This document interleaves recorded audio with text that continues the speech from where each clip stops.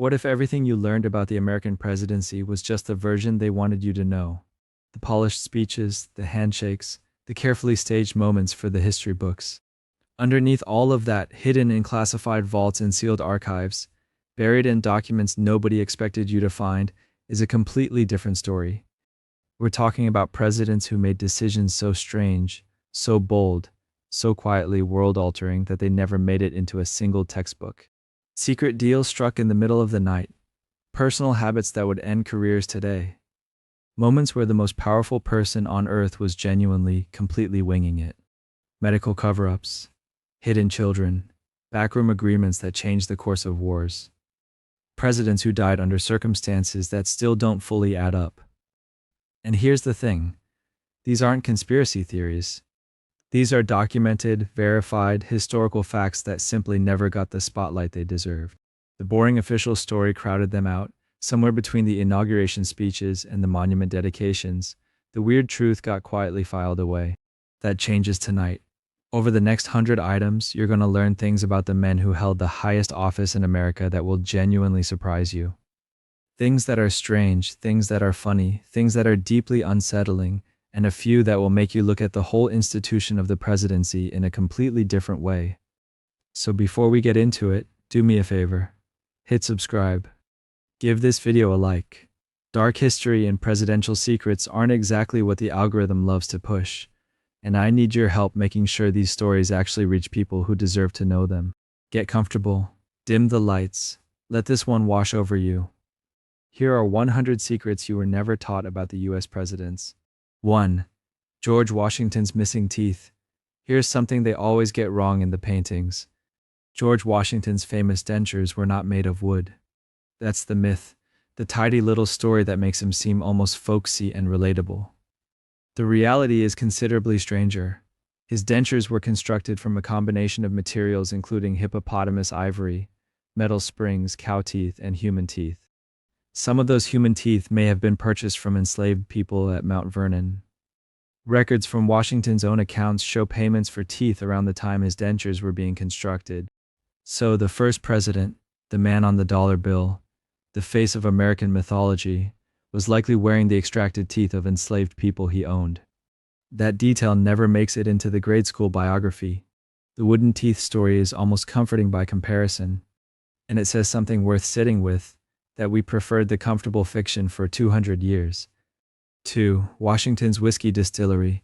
Most people picture Washington as a general, then a president, then a dignified elder statesman quietly fading into history at Mount Vernon. The reality is he went into the liquor business. After leaving the presidency, Washington built one of the largest whiskey distilleries in early America. At its peak, the operation was producing around 11,000 gallons of rye whiskey per year. His distillery manager, a Scottish farm supervisor named James Anderson, convinced him the venture would be profitable, and Washington being Washington, he went all in. He had 5 copper stills running. He was selling barrels across the region. The father of the country was essentially running a commercial alcohol operation from his backyard. When he died in 1799, the distillery was among the most financially productive parts of his entire estate. The Mount Vernon distillery has since been reconstructed and still produces whiskey today, which is genuinely one of the more entertaining footnotes in American history. 3.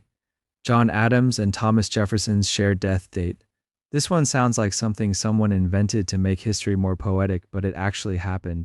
John Adams and Thomas Jefferson, 2 of the most consequential founders, bitter rivals who became unlikely friends in old age, both died on July 4, 1826.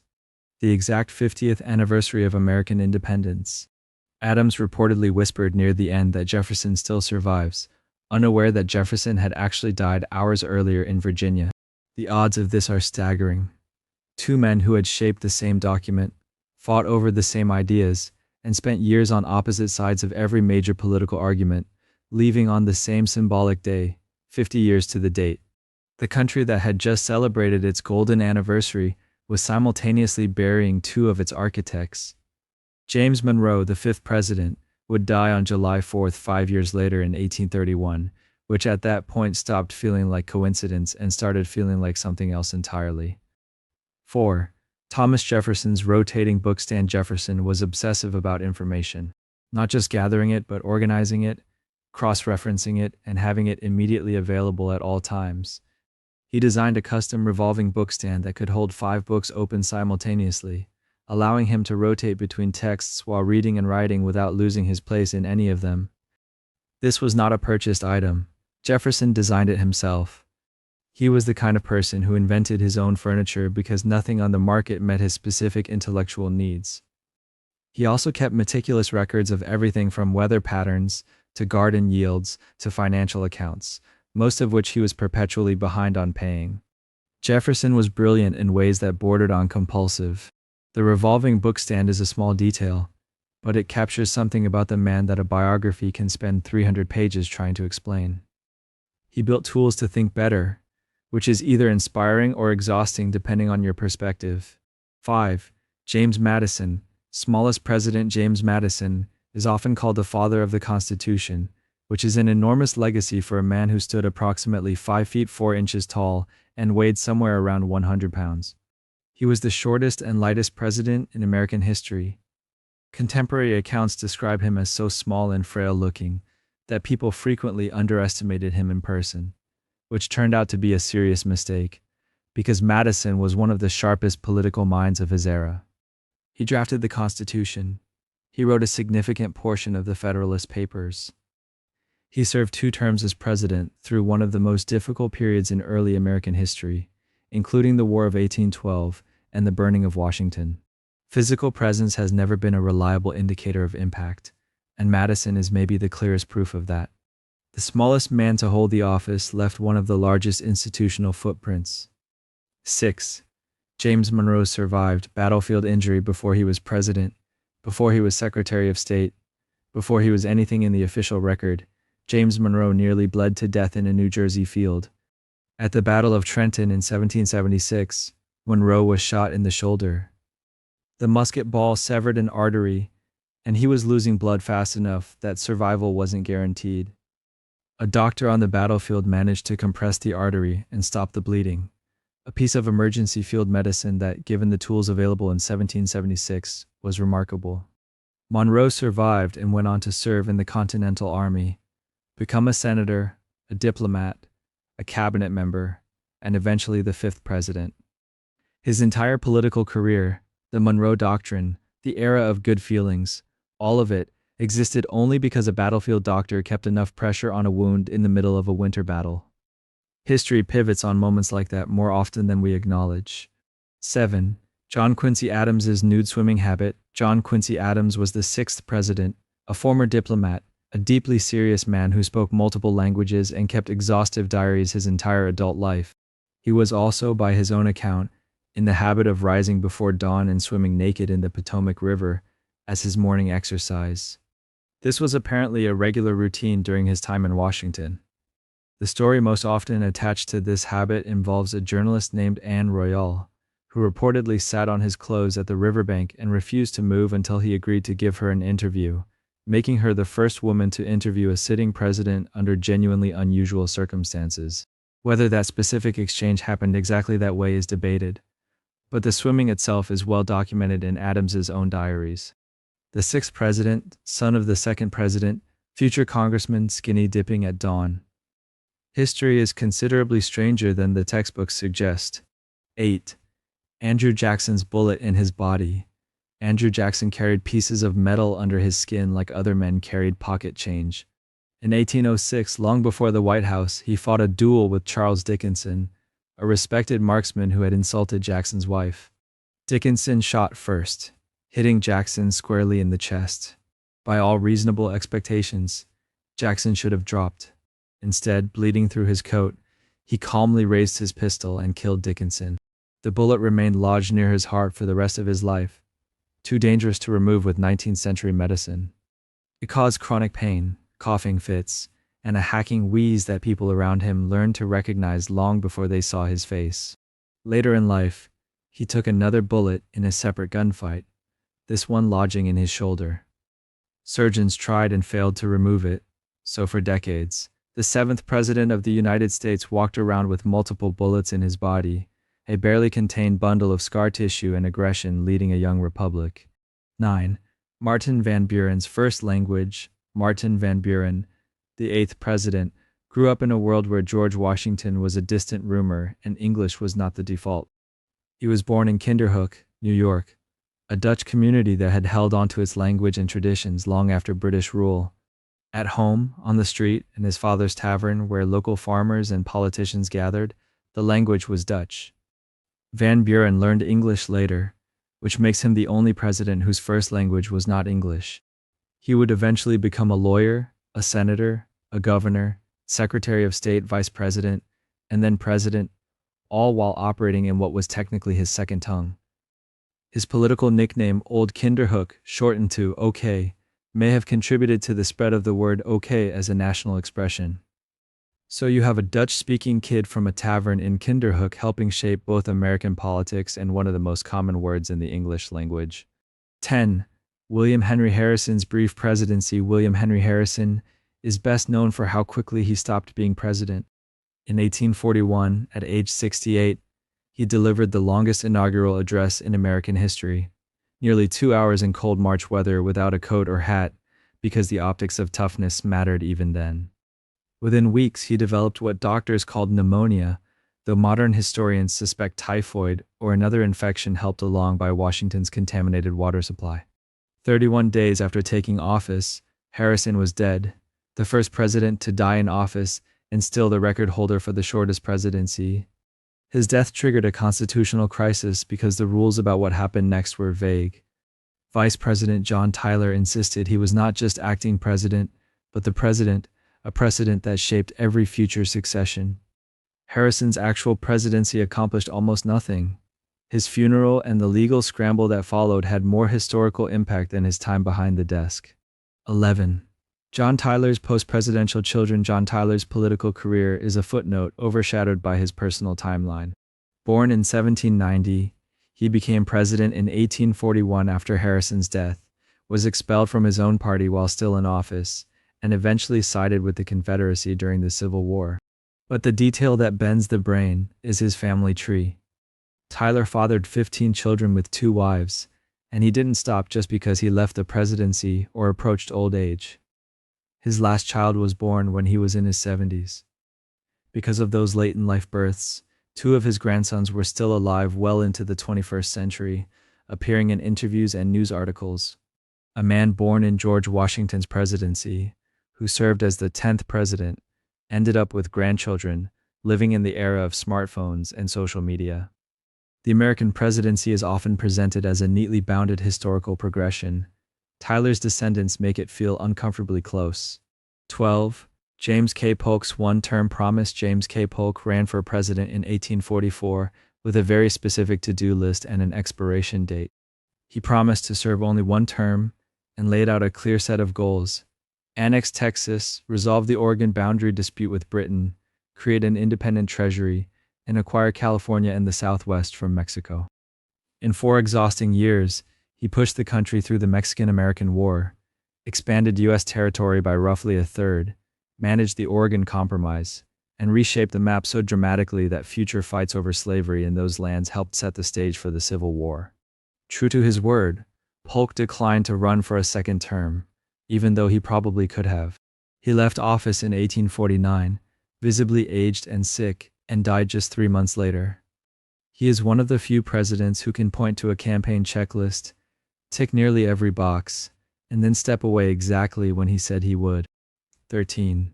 Zachary Taylor's unpolished politics. Zachary Taylor reached the White House without bothering to participate in the most basic civic ritual of the system he would lead. A career Army officer, Taylor spent 4 decades in uniform, fighting in the War of 1812, the Black Hawk War, and most famously the Mexican-American War, where battlefield victories made him a national hero. He had never held elected office. He had never really taken formal political positions. And by his own admission, he had never even voted in a presidential election before the Whig Party nominated him. The man who had not felt compelled to choose between earlier candidates suddenly became one. His appeal was simple: a plain-spoken general with no obvious ideological baggage. Once in office, he surprised many of his supporters by taking a firm line against the expansion of slavery into newly acquired Western territories.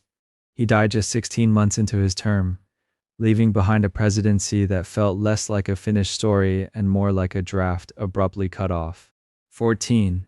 Millard Fillmore's library legacy. Millard Fillmore usually shows up in rankings near the bottom, a largely forgotten 13th president associated with the Fugitive Slave Act and sectional compromise that aged badly. But outside the national narrative, he left a quieter legacy built on books and education. Before he reached the White House, Fillmore helped found what became the University at Buffalo, serving as its first chancellor and advocating for higher education in a rough, growing canal town. He was a strong supporter of public libraries at a time when access to books was still limited, helping establish Buffalo's first permanent public library, and promoting the idea that ordinary citizens should have access to information without needing private wealth or university connections. After his presidency, he returned to Buffalo and continued working with educational and cultural institutions instead of chasing national office. For a man often written off as forgettable, his most lasting impact may be shelves of books and the people who could finally reach them. 15. Franklin Pierce's tragic train wreck. Franklin Pierce entered the presidency as a man already hollowed out by grief. In January 1853, just weeks after winning the election, Pierce, his wife Jane, and their 11-year-old son Benny boarded a train in Massachusetts. The car derailed and tumbled down an embankment in front of them. Benny was crushed and nearly decapitated, dying in his parents' arms. He was their last surviving child. Two older sons had already died in childhood from illness. Jane interpreted the accident as divine punishment for Pierce's political ambition and withdrew even further into depression and religious anxiety. Pierce, already inclined toward melancholy and alcohol, now believed God had deliberately taken his child. He entered the White House with a traumatized, grieving wife who refused to attend his inauguration, and a personal sense of doom that colored his entire administration. While the country slid toward sectional crisis, the 14th president lived in a private hell, haunted by the image of his son's body on the snow beside twisted metal. 16. James Buchanan's bachelor presidency. James Buchanan is remembered less for his policies than for a hole in his household. He remains the only lifelong bachelor to occupy the White House. Born in 1791, he was once engaged to a wealthy woman named Anne Coleman, but the relationship ended abruptly amid rumors and misunderstandings, and she died soon after, possibly by suicide. Buchanan never courted again, later saying his affections were buried with her. When he became the 15th president, social duties fell to his niece, Harriet Lane, who acted as de facto First Lady and became enormously popular in Washington society. Buchanan shared a long, close domestic partnership with another politician, William Rufus King, leading some modern historians to speculate about his sexuality, though definitive evidence does not exist, and the norms of male friendship were different in the 19th century. What is clear is that, as the country fractured over slavery, the man in the White House went home each night to a household without wife or children, a solitary figure presiding over a union quietly tearing itself apart. 17. Abraham Lincoln's wrestling reputation. Before Abraham Lincoln became a lawyer, a debater, and the 16th president, he was known in Frontier, Illinois for something much simpler, throwing other men into the dirt. Tall, long-armed, and wiry strong from years of manual labor, young Lincoln built a local reputation as a champion wrestler in rural communities where physical prowess and storytelling mattered as much as books. Neighbors recalled him casually lifting heavy barrels, splitting rails, and accepting challenges from local toughs who wanted to test the lanky newcomer. In one famous episode in New Salem, he defeated the leader of a rough local gang called the Clary's Grove Boys, earning their respect and ending their harassment of the village. Lincoln was eventually inducted into the National Wrestling Hall of Fame as an outstanding American, though record-keeping at the time was spotty, and legends grew around his exploits. The image of the solemn, bearded wartime president often eclipses the younger version, a barefoot rail splitter who could pin opponents to the ground and then help them up with an easy joke. 18. Andrew Johnson's self-education. Andrew Johnson came to the presidency with none of the educational advantages his predecessors enjoyed. Born into poverty in North Carolina, he never attended formal school. He was apprenticed to a tailor as a boy and ran away as a teenager, leaving him functionally illiterate into young adulthood. In Tennessee, he met Eliza McCardle, the woman who would become his wife, and she helped teach him to read, write, and do basic arithmetic, reportedly tracing letters for him while he worked at his sewing bench. Johnson devoured political speeches and newspapers once he could finally access them, building a rough-hewn, populist rhetorical style that appealed to working-class white voters. He climbed from town alderman to congressman, governor, senator, and vice president under Lincoln despite never having set foot in a college classroom. When he became the 17th president after Lincoln's assassination, his lack of formal education did not translate into humility. He clashed bitterly with Congress, resisted civil rights protections for freed slaves, and became the first president to be impeached, proving that self-education can produce ambition without necessarily producing wisdom. 19. Ulysses S. Grant's middle name mystery. Ulysses S. Grant, the quiet general who forced Lee's surrender and became the 18th president, started life with a different set of initials. He was born Hiram Ulysses Grant in Ohio, named after his grandfathers. When a local congressman nominated him to West Point, he mistakenly wrote Ulysses S. Grant, assuming the boy's middle name was his mother's maiden name, Simpson. The Academy insisted the paperwork was the paperwork and enrolled him under the new name. Rather than fight bureaucracy, Grant simply accepted the identity the government had assigned him, joking later that the S stood for nothing at all. Cadets nicknamed him Sam, from U.S., as in Uncle Sam, a coincidence that became oddly fitting when he commanded Union armies. The clerical error became permanent. His military commissions, public reputation, and presidential documents all bore the invented name. The man who led the Union to victory and fought the Ku Klux Klan as president did it under an administrative typo, turned national legend. 20. Rutherford B. Hayes and the White House telephone. Rutherford B. Hayes presided over a White House that was just beginning to wire itself into the modern world. In 1877, during his single term as the 19th president, the first telephone was installed in the executive mansion. Alexander Graham Bell himself demonstrated the technology. Hayes reportedly marveled at the invention and struggled to make out the distant voice, like most first-time callers. There was no switchboard of numbers to memorize. The White House line connected directly to the Treasury Department, and its entire phone number consisted of a single digit, 1. Few people outside the government had telephones yet, so the device was more curiosity than essential tool, sitting in a quiet office waiting for calls that rarely came. Still, it marked the beginning of presidents being reachable through wires, a slow transition from handwritten notes and messengers to the instant communications that now defined the office. Hayes, often remembered for the disputed election that put him there, also oversaw the moment when the presidency picked up its first ringing line. 21. James A. Garfield's ambidextrous writing. James A. Garfield's presidency was tragically short, but his mind and body produced a lifetime of odd trivia before the assassin's bullet. Among the stories told about the 20th president is a favorite of trivia books, that he could write in Latin with one hand while simultaneously writing in Greek with the other. Garfield was genuinely gifted with languages and ambidextrous, capable of writing neatly with both hands, and he had taught classical languages as a young professor and college president in Ohio.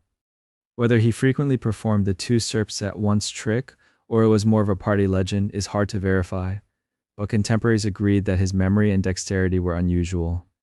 He rose from log cabin poverty to become a scholar, Civil War general, and respected congressman, able to quote long passages of literature and scripture from memory. His supposed ability to produce two ancient languages at once has become a kind of shorthand for that restless intelligence, a flicker of genius overshadowed by the slow, preventable death that followed his shooting, and the medical incompetence that likely killed him more than the bullet itself. 22. Chester A. Arthur's midnight renovation. By the time Chester A.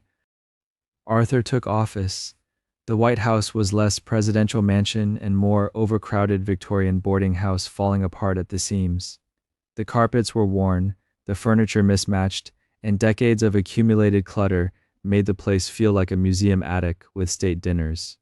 Arthur, a fastidious dresser with a taste for elegance, took one look and decided the house of the president should not look like this. So he quietly hired the fashionable New York designer Louis Comfort Tiffany and ordered a top-to-bottom redo. Workers carted out wagon loads of old furniture, carpets, and bric-a-brac in the middle of the night, much of it later sold at public auction for pennies.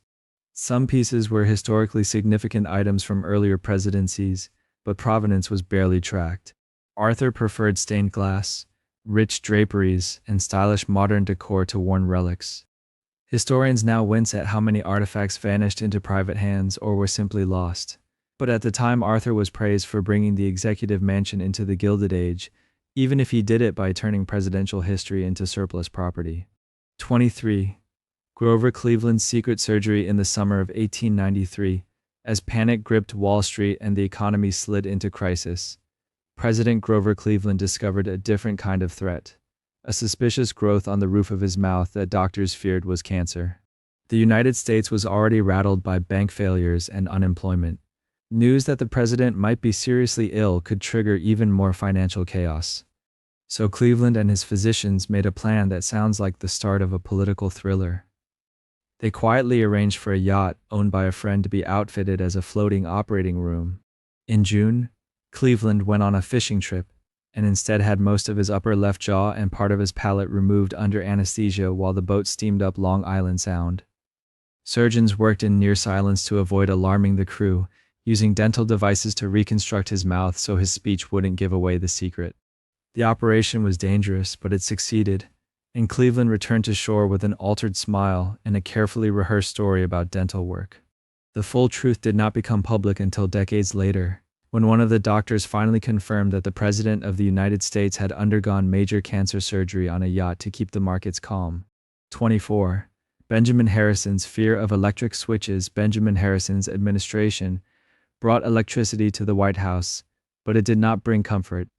In 1891, electric wiring and light fixtures were installed in the mansion, replacing gas lamps and candles with what was then a startling new technology humming behind the walls.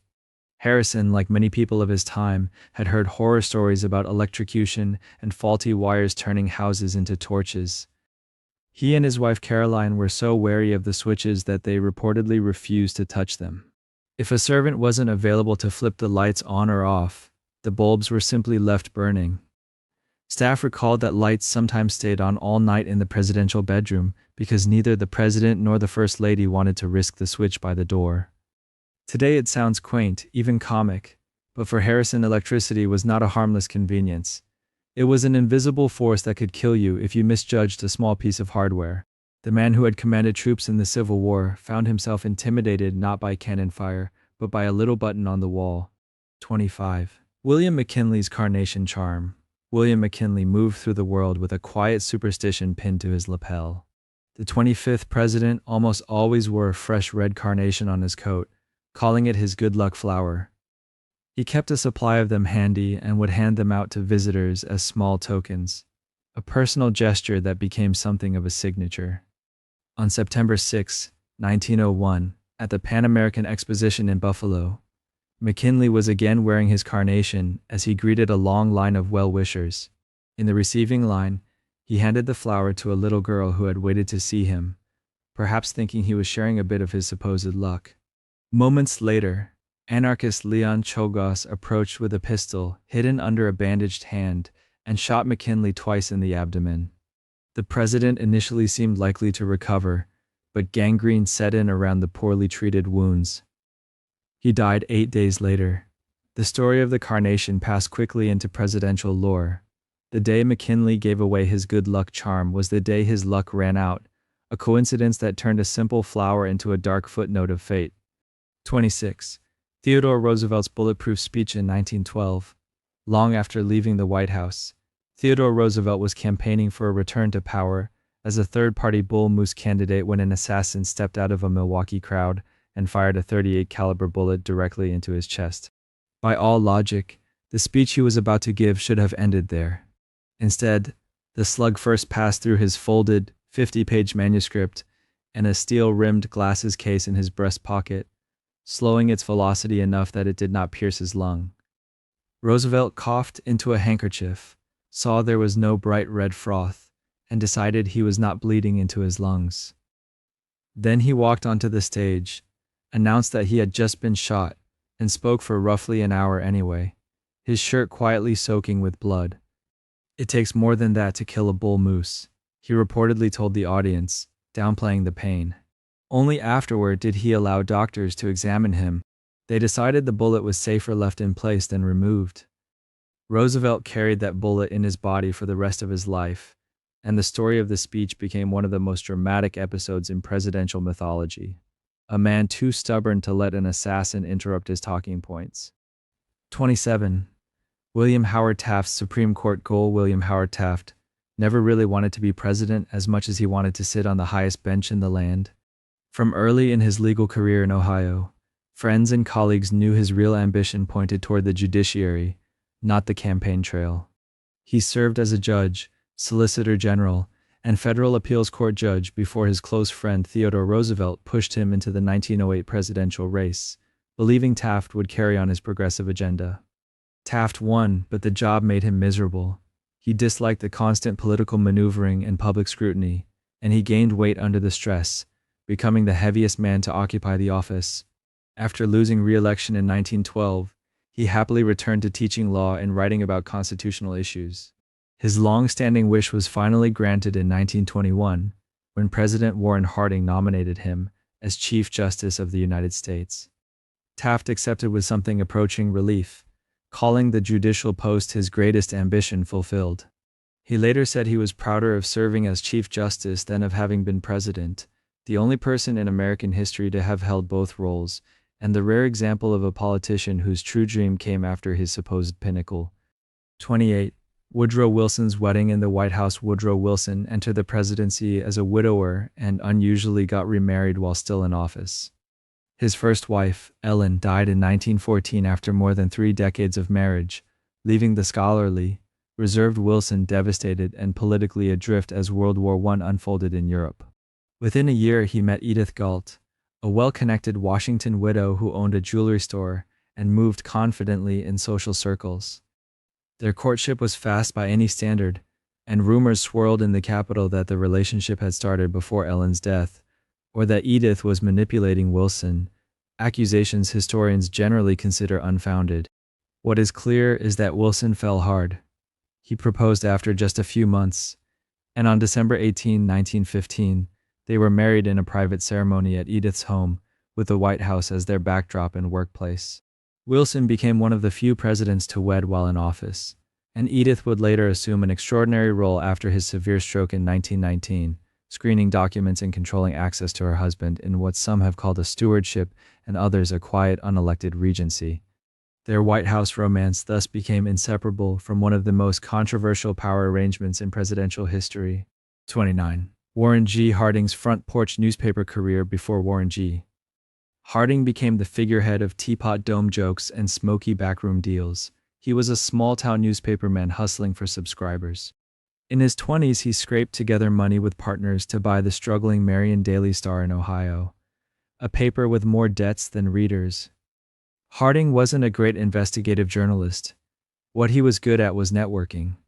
He used the Star to flatter local businessmen, politicians, and civic clubs, giving them positive coverage in exchange for advertising and loyalty. He wrote folksy, upbeat editorials that rarely offended anyone important, building an image as a genial, reasonable voice. When he later ran for office, that paper became his megaphone and his patronage machine.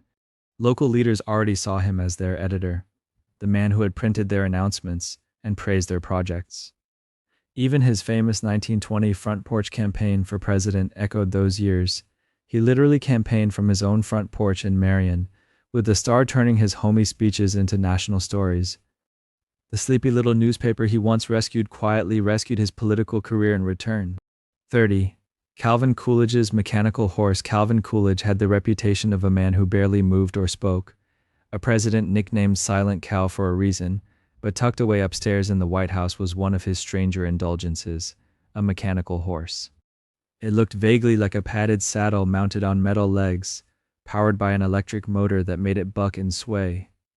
Coolidge, whose New England reserve hid chronic worries about exercise and weight, would climb onto this contraption in private and ride for several minutes a day, jostling along in his shirt sleeves while the machine simulated a trot. To visitors, he projected absolute stillness, but staff heard the whir of the motor and the rhythmic thumping from his exercise room. Doctors of the era believed the device could strengthen core muscles and improve circulation. Coolidge seems to have liked that it let him work up a mild sweat without ever leaving the safety of the mansion. The same president who vetoed farm bills and shunned small talk spent his off hours riding an electric horse, a perfectly quiet, perfectly controlled adventure for a man who hated surprises. 31. Herbert Hoover's humanitarian relief work long before his name became synonymous with breadlines and shantytowns. Herbert Hoover was internationally famous as something very different, the engineer who fed starving nations. At the outbreak of World War I, Hoover was a wealthy mining consultant living comfortably in London when he was tapped to help stranded American tourists get home. He organized trains, ships, and funds so efficiently that European governments took notice. Soon he was asked to tackle a far bigger crisis, Belgium, whose civilian population was facing famine under German occupation. Hoover built the Commission for Relief in Belgium into a massive, quasi-governmental operation that negotiated with both sides, chartered ships, bought grain, and oversaw distribution, eventually feeding millions. After the war, he ran the American Relief Administration, shipping food to a wrecked Europe, including to Soviet Russia, despite fierce domestic criticism. His motto, "Food will win the war and write the peace," wasn't just a slogan. To hungry children in Poland, Austria, and Belgium, Hoover became a near-mythic figure. The man later blamed for the Great Depression once had the rare status of a politician whose name meant full stomachs on the other side of an ocean. 32. Franklin D. Roosevelt's stamp collection, Franklin D. Roosevelt steered the country through depression and war, but almost every day he carved out a small pocket of time for an oddly quiet passion, his stamp collection.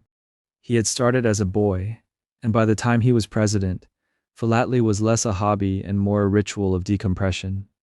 Aides would bring him envelopes of mail, and FDR would carefully steam off the stamps, examine designs with a magnifying glass, and place them into albums that eventually held hundreds of thousands of pieces. He took a personal interest in new U.S. stamp designs, sketching ideas, suggesting themes, and approving commemoratives that subtly promoted New Deal projects, national parks, and wartime allies. During long nights in the White House, especially after polio had confined him to a wheelchair, stamps offered a world he could organize and control on a tabletop, a tiny colorful map of countries, leaders, and historic events reduced to the size of a thumbnail.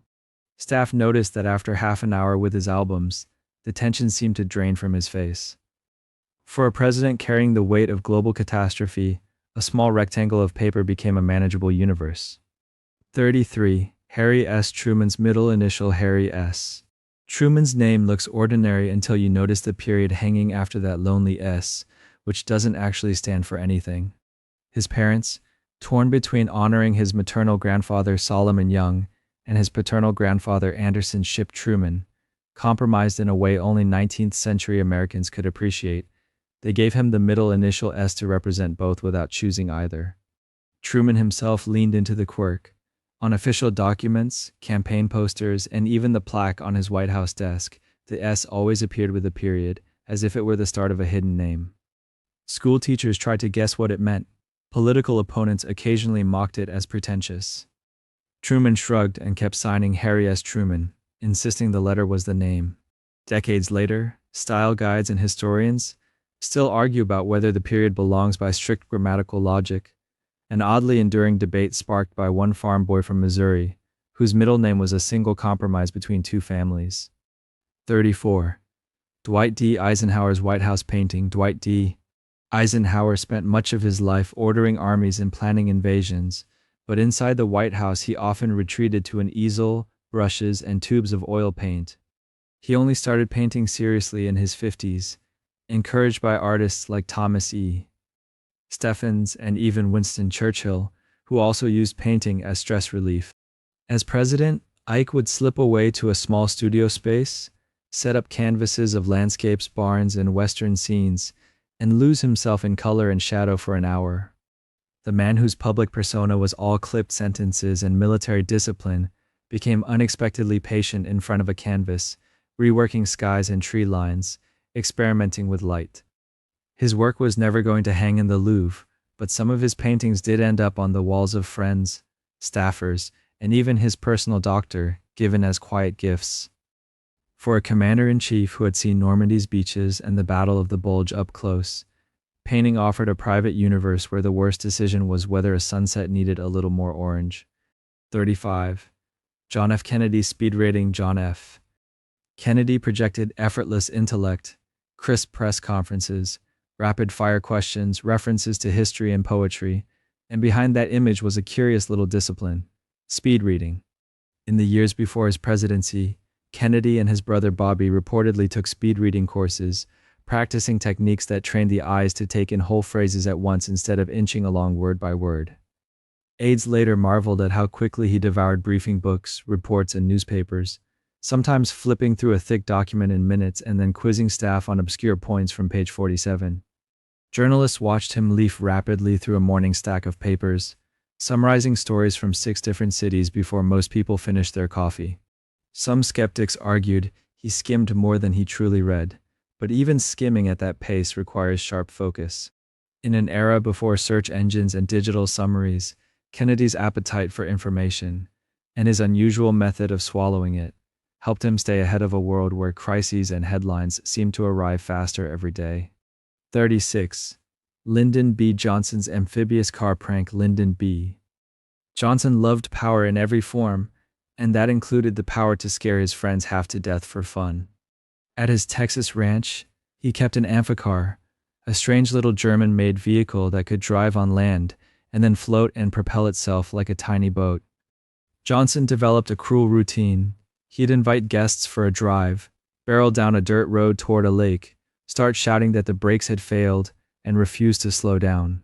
As the car hurtled straight at the water, his passengers would scream, grab the dashboard, sometimes even try to bail out. Then the car would hit the surface, splash, and keep going, bobbing calmly as Johnson burst into laughter. He'd steer around the lake, perfectly composed, while his guests tried to recover their dignity. Staff at the ranch got used to the sound of panicked yelling, followed by LBJ's booming cackle drifting over the water. For a president infamous for the Johnson treatment, leaning over people, poking them, bullying them in close, this prank was just another version of the same thing, testing how people reacted when he controlled everything, even the moment they thought they were about to die. 37. Richard Nixon's piano skills. Richard Nixon is remembered for tapes, paranoia, and resignation, but he also had a quieter, oddly tender talent. He was genuinely good at the piano. As a boy in Yorba Linda and Whittier, California, Nixon studied music seriously, practicing classical pieces for hours and learning to read scores with real discipline. He later picked up other instruments, the violin, the clarinet, even the accordion, but the piano stayed his favorite. As vice president and then president, he occasionally showed this off in a way that now feels almost surreal. He played Happy Birthday for Duke Ellington at the White House, improvising a little flourish at the end like a nightclub pianist. On the Jack Paar program, and later on The Tonight Show, Nixon performed songs such as his own light composition Piano Concerto No. 1, mixing sentimental melodies with corny jokes. The same man who ordered secret bombings and compiled enemies lists could sit at a keyboard and lose himself in Gershwin or classical themes, fingers moving with a confidence he rarely showed in front of cameras otherwise. Watching old clips, you can see it. For a few minutes he relaxes. No spin, no strategy, just a politician who in another life might have been content as the slightly awkward guy playing piano in the corner of a hotel lobby. 38. Gerald Ford's modeling career. Gerald Ford is often remembered for tripping down airplane stairs and stumbling through a presidency he never expected. But in his younger years, he looked like someone straight off a World War II recruiting poster because he kind of was. Before politics, Ford was an All-American center on the University of Michigan football team, broad-shouldered, square-jawed, and photogenic in a way advertisers noticed. In the early 1940s, while attending Yale Law School and coaching football there, he picked up extra money doing part-time modeling. He appeared on the cover of Cosmopolitan in 1942, standing on a beach in a swimsuit beside a model playing his girlfriend, both of them frozen mid-laugh in that slightly stiff, era-perfect way. He popped up in department store catalogs and print ads, the classic clean-cut, Midwestern ideal, confident, wholesome, trustworthy. Later, when he became president after Nixon resigned, that same straightforward, no-nonsense look helped sell the idea of Ford as a stabilizing figure, even though the country was still reeling. The man mocked for physical clumsiness on Saturday Night Live had once been a literal picture of athletic grace and mid-century handsomeness in glossy magazines. 39. Jimmy Carter's UFO report. Jimmy Carter's presidency is associated with human rights and inflation, not flying saucers, but Carter is the only modern president who officially filed a UFO sighting. In 1969, while running for governor of Georgia, Carter said he, and about a dozen others, saw a strange light in the sky near a Lions Club meeting in Leary, Georgia. He later described it as a bright, changing object that hovered, got closer, then moved away larger than a star but not like any plane he knew. In 1973, still just a governor, he filled out a report for a civilian UFO organization, calmly detailing the time, weather, direction, and behavior of the light. When he ran for president, reporters asked about it. Carter answered without embarrassment, saying he didn't think it was aliens, just something he couldn't explain. Later analyses have suggested everything from Venus to a military aircraft to a weather balloon, but no single explanation is universally agreed upon. As president, Carter refused to declassify everything UFO-related, citing national security concerns, but his willingness to admit in writing that he'd seen something puzzling in the sky remains unusual. In a political world built on certainty, he allowed himself to be on the record as confused. 40. Ronald Reagan's lifeguard record. Before Ronald Reagan was a movie actor, before he was governor of California, before he was president urging Gorbachev to tear down walls, he was a teenage lifeguard on the Rock River in Dixon, Illinois, and he took the job very seriously. From the mid-1920s into the early 1930s, Reagan spent summers perched on a wooden lifeguard stand, wearing a whistle and scanning the water for trouble. Local lore, bolstered by Reagan's own recollections, holds that he pulled 77 people from the river over 7 years, scratching a notch into a log at the beach for each save. Some rescues were probably more precautionary than dramatic, but others involved panicked swimmers being hauled to shore by a wiry teenager who prided himself on staying calm. Reagan later pointed to those summers as formative, saying they taught him responsibility, quick decision-making, and how to project confidence even when scared. That image of the smiling, tanned young lifeguard always watching, ready to dive in, fit neatly into the persona his political campaigns later sold, the affable protector, the reassuring figure who would jump into the turbulent waters of the Cold War and pull the country to safety. Whether the exact number of saves was 77 or not, the myth became part of the man. 41. George H. W. Bush's teenage combat service. George H.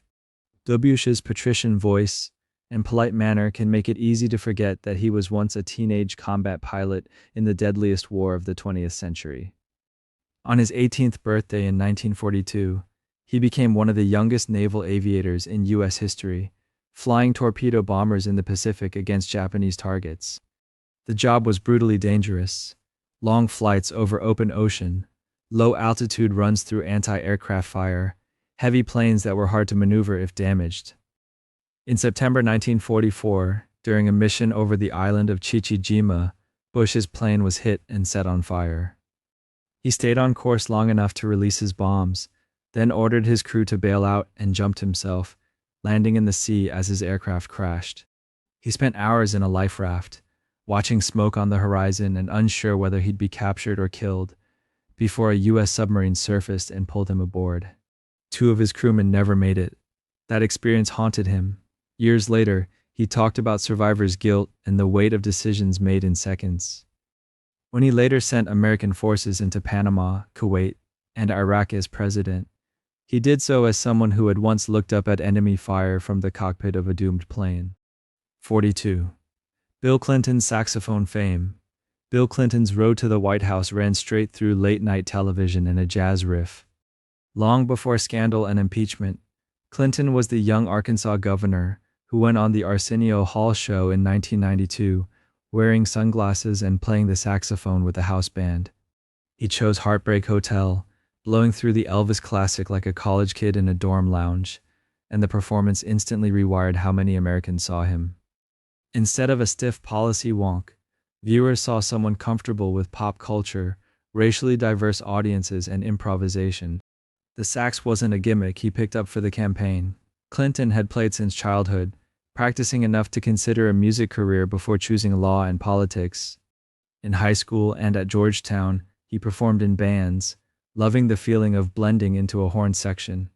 As a candidate, that musical background let him signal something intangible, that he was younger, looser, more in tune with MTV America than the buttoned-up politicians before him. Critics later mocked the Arsenio performance as pandering, but it worked. The image of a future president jamming on a sax in shades became one of the defining visuals of the 1990s, a reminder that charisma, rhythm, and the ability to hold a note can sometimes sway voters almost as much as a policy white paper. 43. George W. Bush's marathon running before he was known for clearing brush on his Texas ranch or launching wars in the Middle East. George W. Bush was quietly obsessed with running serious, punishing, long-distance running. In 1993, years before entering the White House, he ran the Houston Marathon and finished all 26.2 miles in just over 3 hours and 44 minutes, a time that would make most recreational runners jealous. He trained early in the mornings, logging miles even while serving as governor of Texas, using the routine as a way to manage stress and keep his famously restless energy under control. As president, he kept jogging on secure trails and treadmills, sometimes dragging staff or reporters along and setting a pace that left younger people gasping. His knees eventually forced him to switch to cycling, but the marathon became part of his personal mythology, a sign that beneath the folksy malaprops and casual swagger was someone who actually embraced pain and discipline. The image of a president who had pushed himself through literal miles of exhaustion fit neatly with his own framing of himself as a determined leader, even if critics questioned where that determination was ultimately aimed. 44. Barack Obama's comic book collection. Barack Obama has been photographed with world leaders, Nobel Prizes, and stacks of policy memos, but as a kid on Oahu and later in Indonesia and Hawaii, his prized possessions were often flimsy, colorful comic books. He has talked about loving Spider-Man and Conan the Barbarian, losing himself in panels of superheroes swinging over New York or sword-wielding adventurers slashing through fancy worlds. For a shy, bookish child bouncing between continents, those comics were a portable universe where underdogs found courage, flawed heroes wrestled with power, and justice sometimes actually won. Decades later, as president, he joked about still following Spider-Man storylines and made time to greet costumed kids at White House Halloween events like a fan who'd somehow ended up living inside the world's biggest no prize. The irony of a constitutional law professor who once devoured tales of vigilantes in masks was not lost on him. He used to say that those stories hinted at something American in their bones, ordinary people trying to do extraordinary things, not because they were perfect, but because someone had to try. When Marvel and other companies later put him on special comic covers, it felt like a full-circle moment. The kid who read about fictional heroes had grown up to become one of the most recognizable characters on Earth. 45. Donald Trump's walk-on film appearances before the gold escalator ride and the red hats. Donald Trump spent decades playing a very specific character. Donald Trump, rich guy, on television and in movies. Producers loved the shorthand. If you needed a cameo to signal New York wealth in the late 1980s or 1990s, you stuck Trump in for a few seconds. He popped up in Home Alone 2, Lost in New York, where he briefly gives young Kevin directions in the Plaza Hotel, which Trump then owned. He appears in Zoolander, The Little Rascals, Sex and the City, The Fresh Prince of Bel-Air, The Nanny, and professional wrestling shows, usually delivering a line or two or just being seen in the background, a human exclamation point on the idea of excess. These walk-on roles weren't accidents. Trump often negotiated them in exchange for allowing productions to film on his properties, understanding instinctively that each cameo was a tiny advertisement for the Trump brand. When he eventually ran for president, those scattered images of him inhabiting a glitzy, fictionalized Manhattan had already seeped into public consciousness.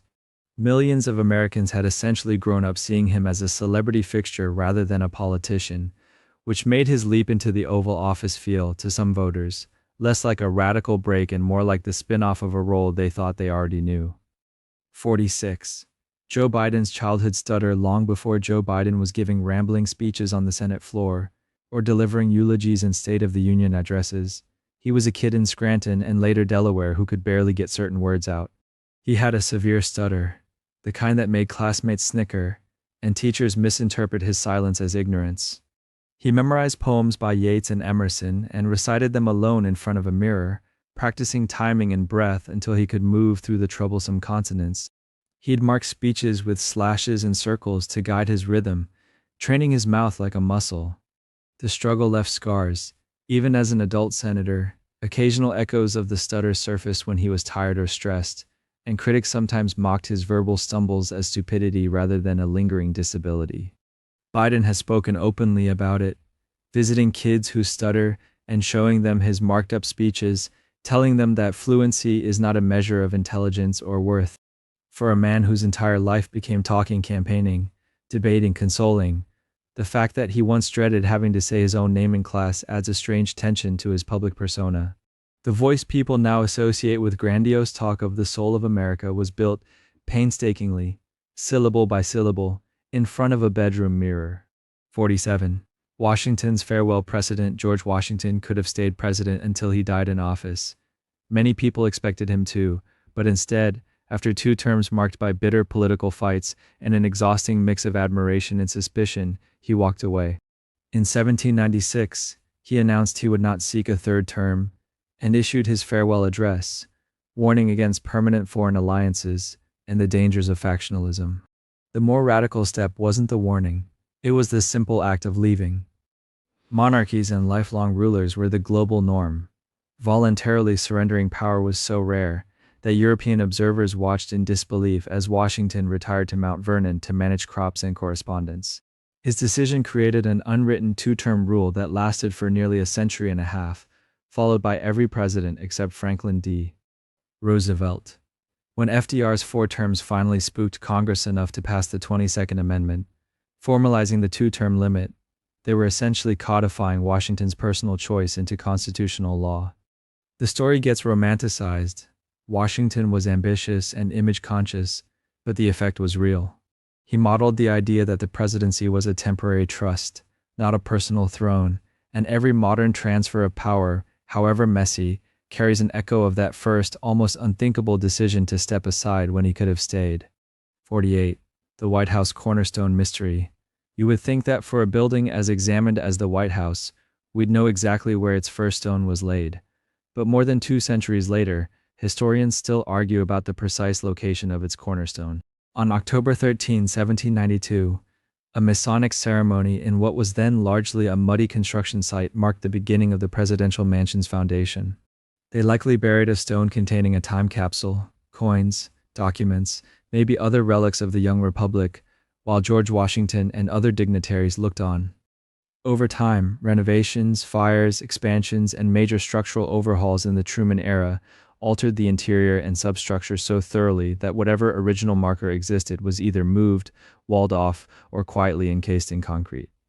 Archaeologists and architects have searched, relying on old plans and accounts, but no one can definitively point to a single stone and say, this is it. The idea that the literal foundation of the presidency is lost somewhere under layers of later repairs is strangely fitting. The White House we see now is a palimpsest, rewritten repeatedly by wars, fashions, and security needs, with its earliest physical symbol hidden or destroyed. We know the building's symbolic cornerstone, Washington's office, Lincoln's bedroom, Kennedy's glamour, but the actual rock that started it all is, for now, a ghost. 49. Presidential pets in the White House. If you judge presidents by their official portraits, you see stiff men in suits. If you judge them by their pets, you see something weirder and far more human. The White House has hosted a small ark. John Quincy Adams allegedly kept an alligator in a White House bathroom for a while, a gift from the Marquis de Lafayette. Theodore Roosevelt turned the grounds into a chaotic zoo of dogs, ponies, guinea pigs, a badger, even a hyena, with his children riding animals through hallways and occasionally horrifying visiting diplomats. Calvin Coolidge accepted a raccoon named Rebecca, who was originally intended to be served at Thanksgiving dinner, but ended up as a pampered pet who walked on a leash. More conventional dogs and cats, FDR's Fala, the Obamas' Bo and Sonny, the Bidens' Commander and Willow, have served as political props and sources of genuine comfort, softening images and appearing in campaign ads and holiday cards. These animals sometimes became more popular than their owners. Fala received thousands of letters and was the subject of wartime rumors.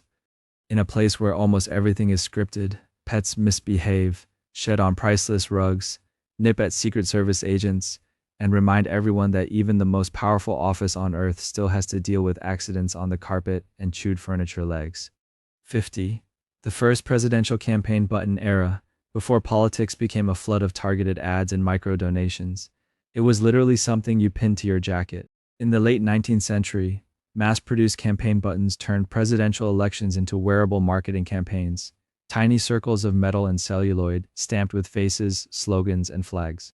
The invention of cheap, durable pinback buttons around the 1896 McKinley-Bryan race suddenly made it possible to manufacture millions of identical pieces of political flair, sold or handed out at rallies, fairs, and parades. Wearing one was a public declaration in an age before yard signs and bumper stickers.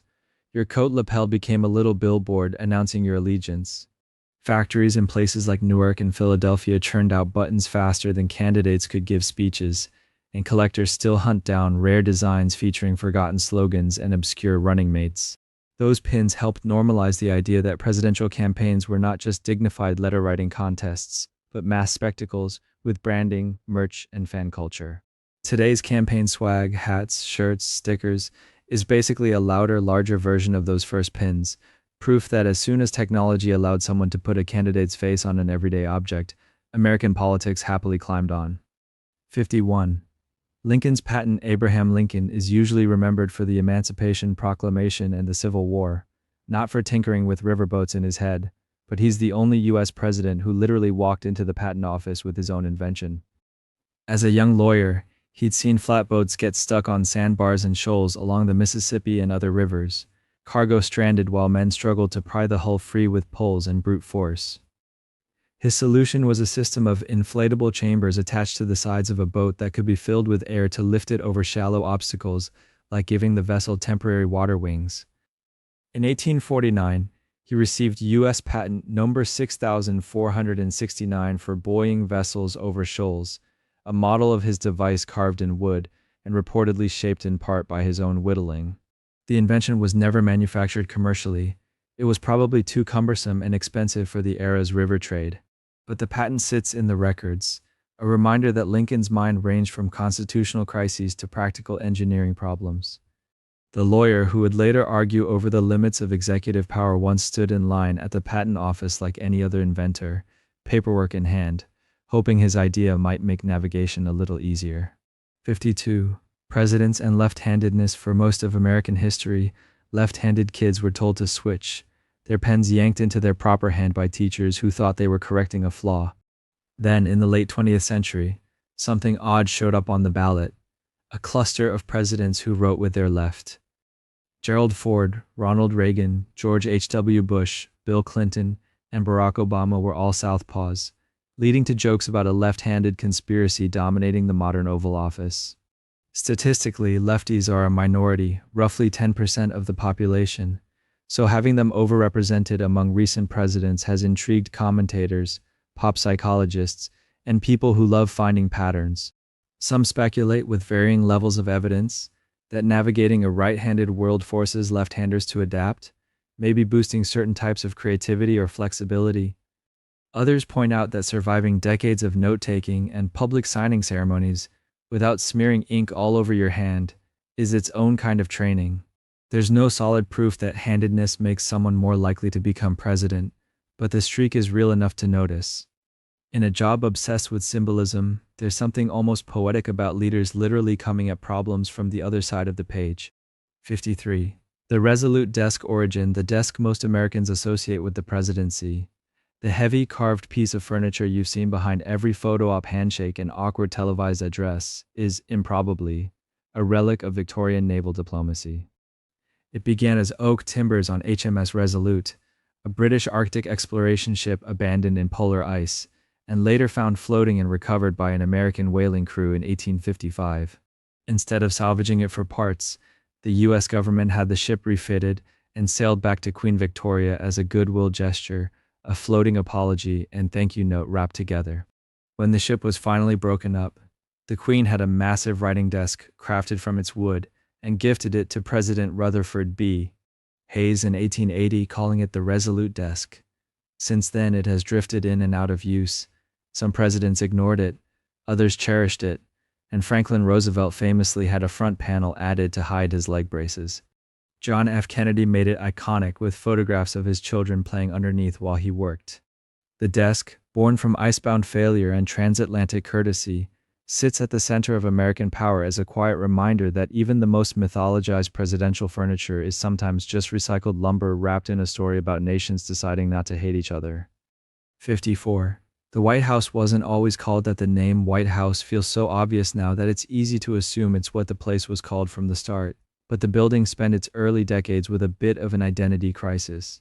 Officially, it was first known as the President's House, then the President's Palace, and later the more restrained Executive Mansion, labels that oscillated between monarchical grandeur and bureaucratic blandness. People did casually refer to it as the White House as early as the early 1800s, possibly because of its whitewashed sandstone or the stark contrast it made against the then sparse Washington landscape. After the British burned the structure in 1814, legend, likely exaggerated, claimed the heavy white paint used in reconstruction inspired the nickname, covering scorch marks with a literal whitewash. The name gained momentum in newspapers and common speech long before it became official. It wasn't until 1901 that President Theodore Roosevelt formalized the White House on executive stationery and government documents, essentially acknowledging what everyone already called it.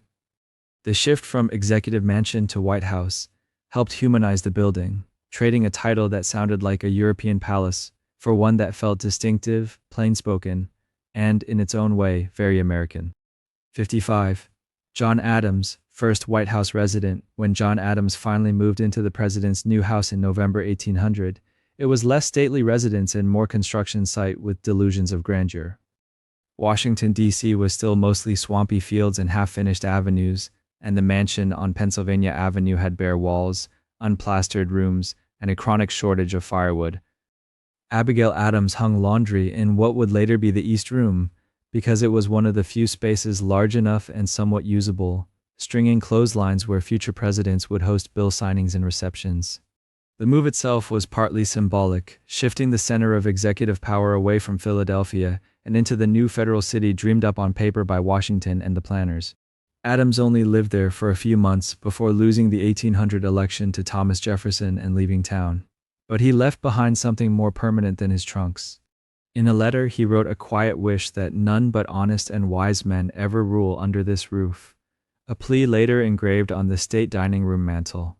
The first family's brief, chilly stay in an unfinished building set the precedent that presidents would live where they worked, turning a drafty construction project into the country's most famous address.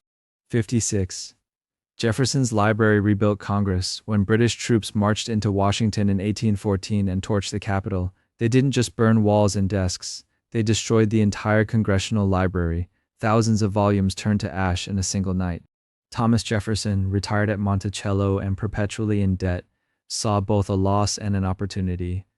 He offered to sell his personal library, nearly 6,500 books, one of the finest private collections in America, to Congress as a replacement, arguing that a legislature needed access to all fields of knowledge, not just law and politics. His shelves held volumes on science, philosophy, agriculture, architecture, history, and foreign languages, reflecting an Enlightenment belief that everything was connected. Some members of Congress balked at buying books on topics they considered frivolous or irreligious, and they grumbled about paying Jefferson when he owed money to creditors. After a heated debate, they approved the purchase in 1815, effectively transplanting Jefferson's intellectual world into the legislative heart of the country. That collection became the seed of the modern Library of Congress, its classification system influenced by how Jefferson organized his own books. Not all of his volumes survived. A later fire destroyed many, but the idea stuck. The United States would rebuild its brain by borrowing the mind of one of its most complicated presidents. 57. Monroe's last tricorn era, By the time James Monroe took office, the powdered wigs and tricorn hats of the 18th century were already sliding into costume territory, relics of a revolutionary generation that was literally dying off. Monroe, a veteran of the Revolution and a throwback in both dress and manner, clung longer than most to the older style, knee breeches, cocked hats, and the dignified stiffness of a man who still half expected to see George Washington walk through the door. Portraits of him from earlier years show the look that foreign visitors associated with the old American type: austere, slightly archaic, more 1776 than 1820. Even as fashion shifted toward trousers, waistcoats, and softer felt hats, Monroe's public image stayed rooted in the previous century, making him feel like a living bridge between the founding era and the age of expanding democracy. When people later called his presidency the era of good feelings, they were also responding to that sense of continuity, the comforting presence of someone who looked and acted like the last of the original patriots. In a country racing toward canals, factories, and party machines, Monroe's style made the presidency feel, for a moment, like it still belonged to the world of independence and powdered hair. 58. Jackson's inaugural open house chaos. Andrew Jackson came into office as the self-styled champion of the common man, and his supporters took that invitation very literally on Inauguration Day. Traditionally, presidents had held receptions that were formal, controlled affairs, respectable crowds, polite greetings, maybe some refreshments carefully managed by staff in high collars. Jackson's 1829 open house turned into something closer to a stampede. Thousands of ordinary people surged into the White House, muddy boots on fine carpets, greasy hands on furniture, the crush so intense that staff panicked. Punch bowls and food were raided, chairs climbed on, and delicate decorations treated like props in a public fairground rather than symbols of executive dignity. To prevent Jackson from being crushed, aides reportedly used the excuse of drinks served on the lawn to lure crowds back outside, effectively evacuating the president from his own party. Elite observers were horrified, calling the scene a barbaric invasion of king mob proof. They said that democracy had gone too far. Jackson's supporters saw it differently. For one day at least, the people really had walked into the halls of power and made themselves at home. The wrecked upholstery and broken china became an early symbol of how disruptive his presidency was going to be. 59. Tyler without a vice president. When William Henry Harrison died just a month into his term, the Constitution had never been stress-tested on what exactly happened next, and John Tyler forced the issue by simply acting as if there was no ambiguity.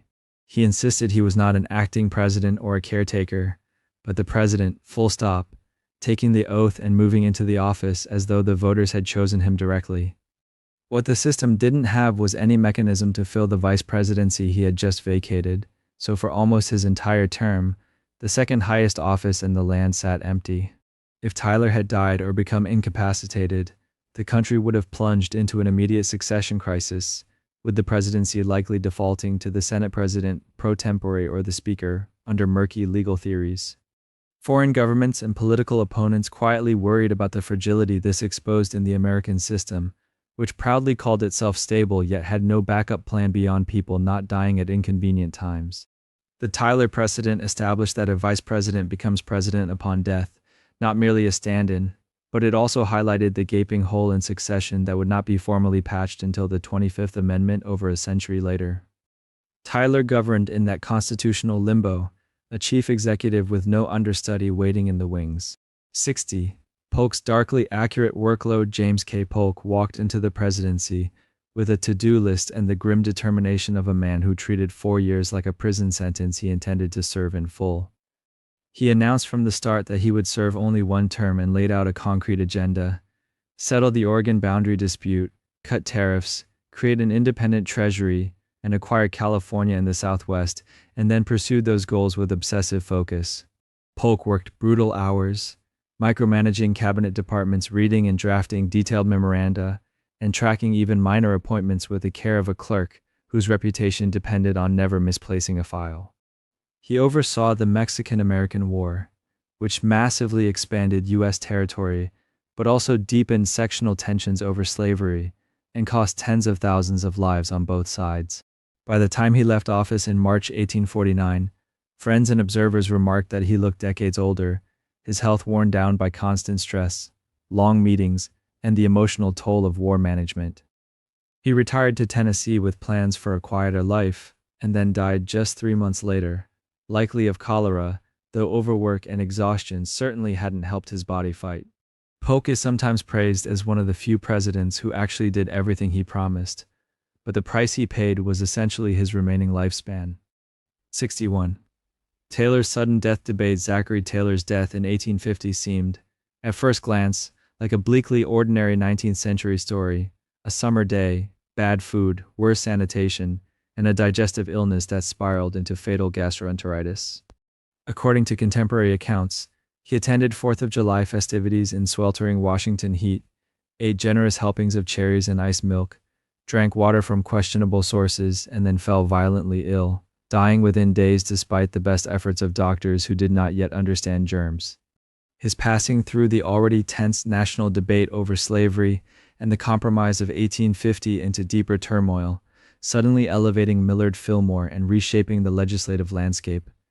Decades later, as political assassinations and conspiracy theories became a familiar American narrative, some speculated that Taylor might have been poisoned with arsenic by pro-slavery opponents who hated his resistance to expanding slavery into new territories. In 1991, his body was exhumed and tested by modern forensic scientists, who found arsenic levels inconsistent with deliberate poisoning, pointing instead toward natural disease. That hasn't stopped fringe theories from lingering, but most historians and medical experts now see his death as a grim reminder of how fragile presidential health once was. One bout of contaminated food in 19th century medicine could change the entire direction of the country. 62. Fillmore's fugitive slave law burdened Millard. Fillmore inherited the presidency and almost immediately became chained to one of the most explosive laws in American history, the Fugitive Slave Act of 1850. As part of the Compromise of 1850, the act required free states to assist in returning escaped enslaved people to their enslavers and punished officials who refused, effectively nationalizing the enforcement of slavery. Fillmore, a New York Whig who personally claimed moderate views, chose to enforce the law vigorously, signing warrants and supporting federal marshals sent into northern cities to seize people accused, sometimes with flimsy evidence of being fugitives. In the North, abolitionists and many ordinary citizens saw this as a moral betrayal, forcing them to participate in a system they considered evil. Some northern legislatures passed personal liberty laws to resist. In the South, however, many slaveholders still distrusted Fillmore and the Compromise, believing federal enforcement could never fully secure their property as abolitionist sentiment grew. The president found himself pleasing almost no one, denounced in the North as a tool of the slave power, and viewed in parts of the South as an unreliable ally. His decision to prioritize legal obedience over moral outrage cemented a reputation that would follow him. Libraries and universities he supported remember him as a builder, but the Fugitive Slave Act remains an inescapable stain on his legacy. 63. Pierce arrest. Rumor Franklin Pierce's presidency is often overshadowed by the country's slide toward civil war. But one of the strangest stories attached to his name comes from before he took office and sits somewhere between gossip and history. According to a widely circulated anecdote, Pierce was once arrested in Washington, D.C., for allegedly running over an elderly woman with his horse and carriage, then quietly released when authorities realized he was a prominent politician. The tale appears in later accounts and secondary sources, sometimes embellished with details about the woman's fate and Pierce's supposed drinking, but contemporary documentation is thin, and historians disagree on how much, if any of it, actually happened. Some suggest there may have been a minor accident or complaint that was blown up into a legend as Pierce's opponents looked for examples of carelessness or entitlement. Others argue the whole thing may be apocryphal, a kind of 19th century political meme repeated so often it began to sound factual. What is certain is that Pierce struggled with grief, alcohol, and depression throughout his life, and later critics folded any story that fit that image into a larger narrative about his character. The alleged arrest lives on in footnotes and trivia books, a reminder that not every presidential fact comes with clean archival proof. 64. Buchanan's teetotal image. Mixed reports. James Buchanan shows how slippery presidential facts can be, because even something as basic as whether he drank alcohol turns into a tangle of conflicting stories and partisan spin. Some accounts, especially later temperance-friendly portraits, present him as a model of restraint who avoided hard liquor, sipped politely, and maintained a dignified, almost priggish self-control that fit his image as a lifelong bachelor obsessed with propriety. Others, including observations from contemporaries, describe a man who enjoyed social drinking in the Washington style of the day, where wine, punch, and various spirits flowed at dinners and receptions, and moderation was a flexible concept. One oft-repeated anecdote claims Buchanan went through multiple bottles of whiskey a week, but somehow never appeared drunk, a story that may say more about 19th century bravado than medical reality. His political enemies, especially Republicans who blamed him for failing to stop secession, were happy to suggest he was either irresolute, morally weak, or both, and hints about drinking habits fit neatly into that attack line. Biographers, sifting through letters, diaries, and visitor accounts, still come away with a portrait that refuses to resolve cleanly. Buchanan may have been relatively moderate or fairly typical for his era, depending on which witnesses you trust. The inconsistency itself is the point. Even for someone who ran the country on the eve of civil war, our picture is filtered through gossip, bias, and half-remembered dinner conversation. 65.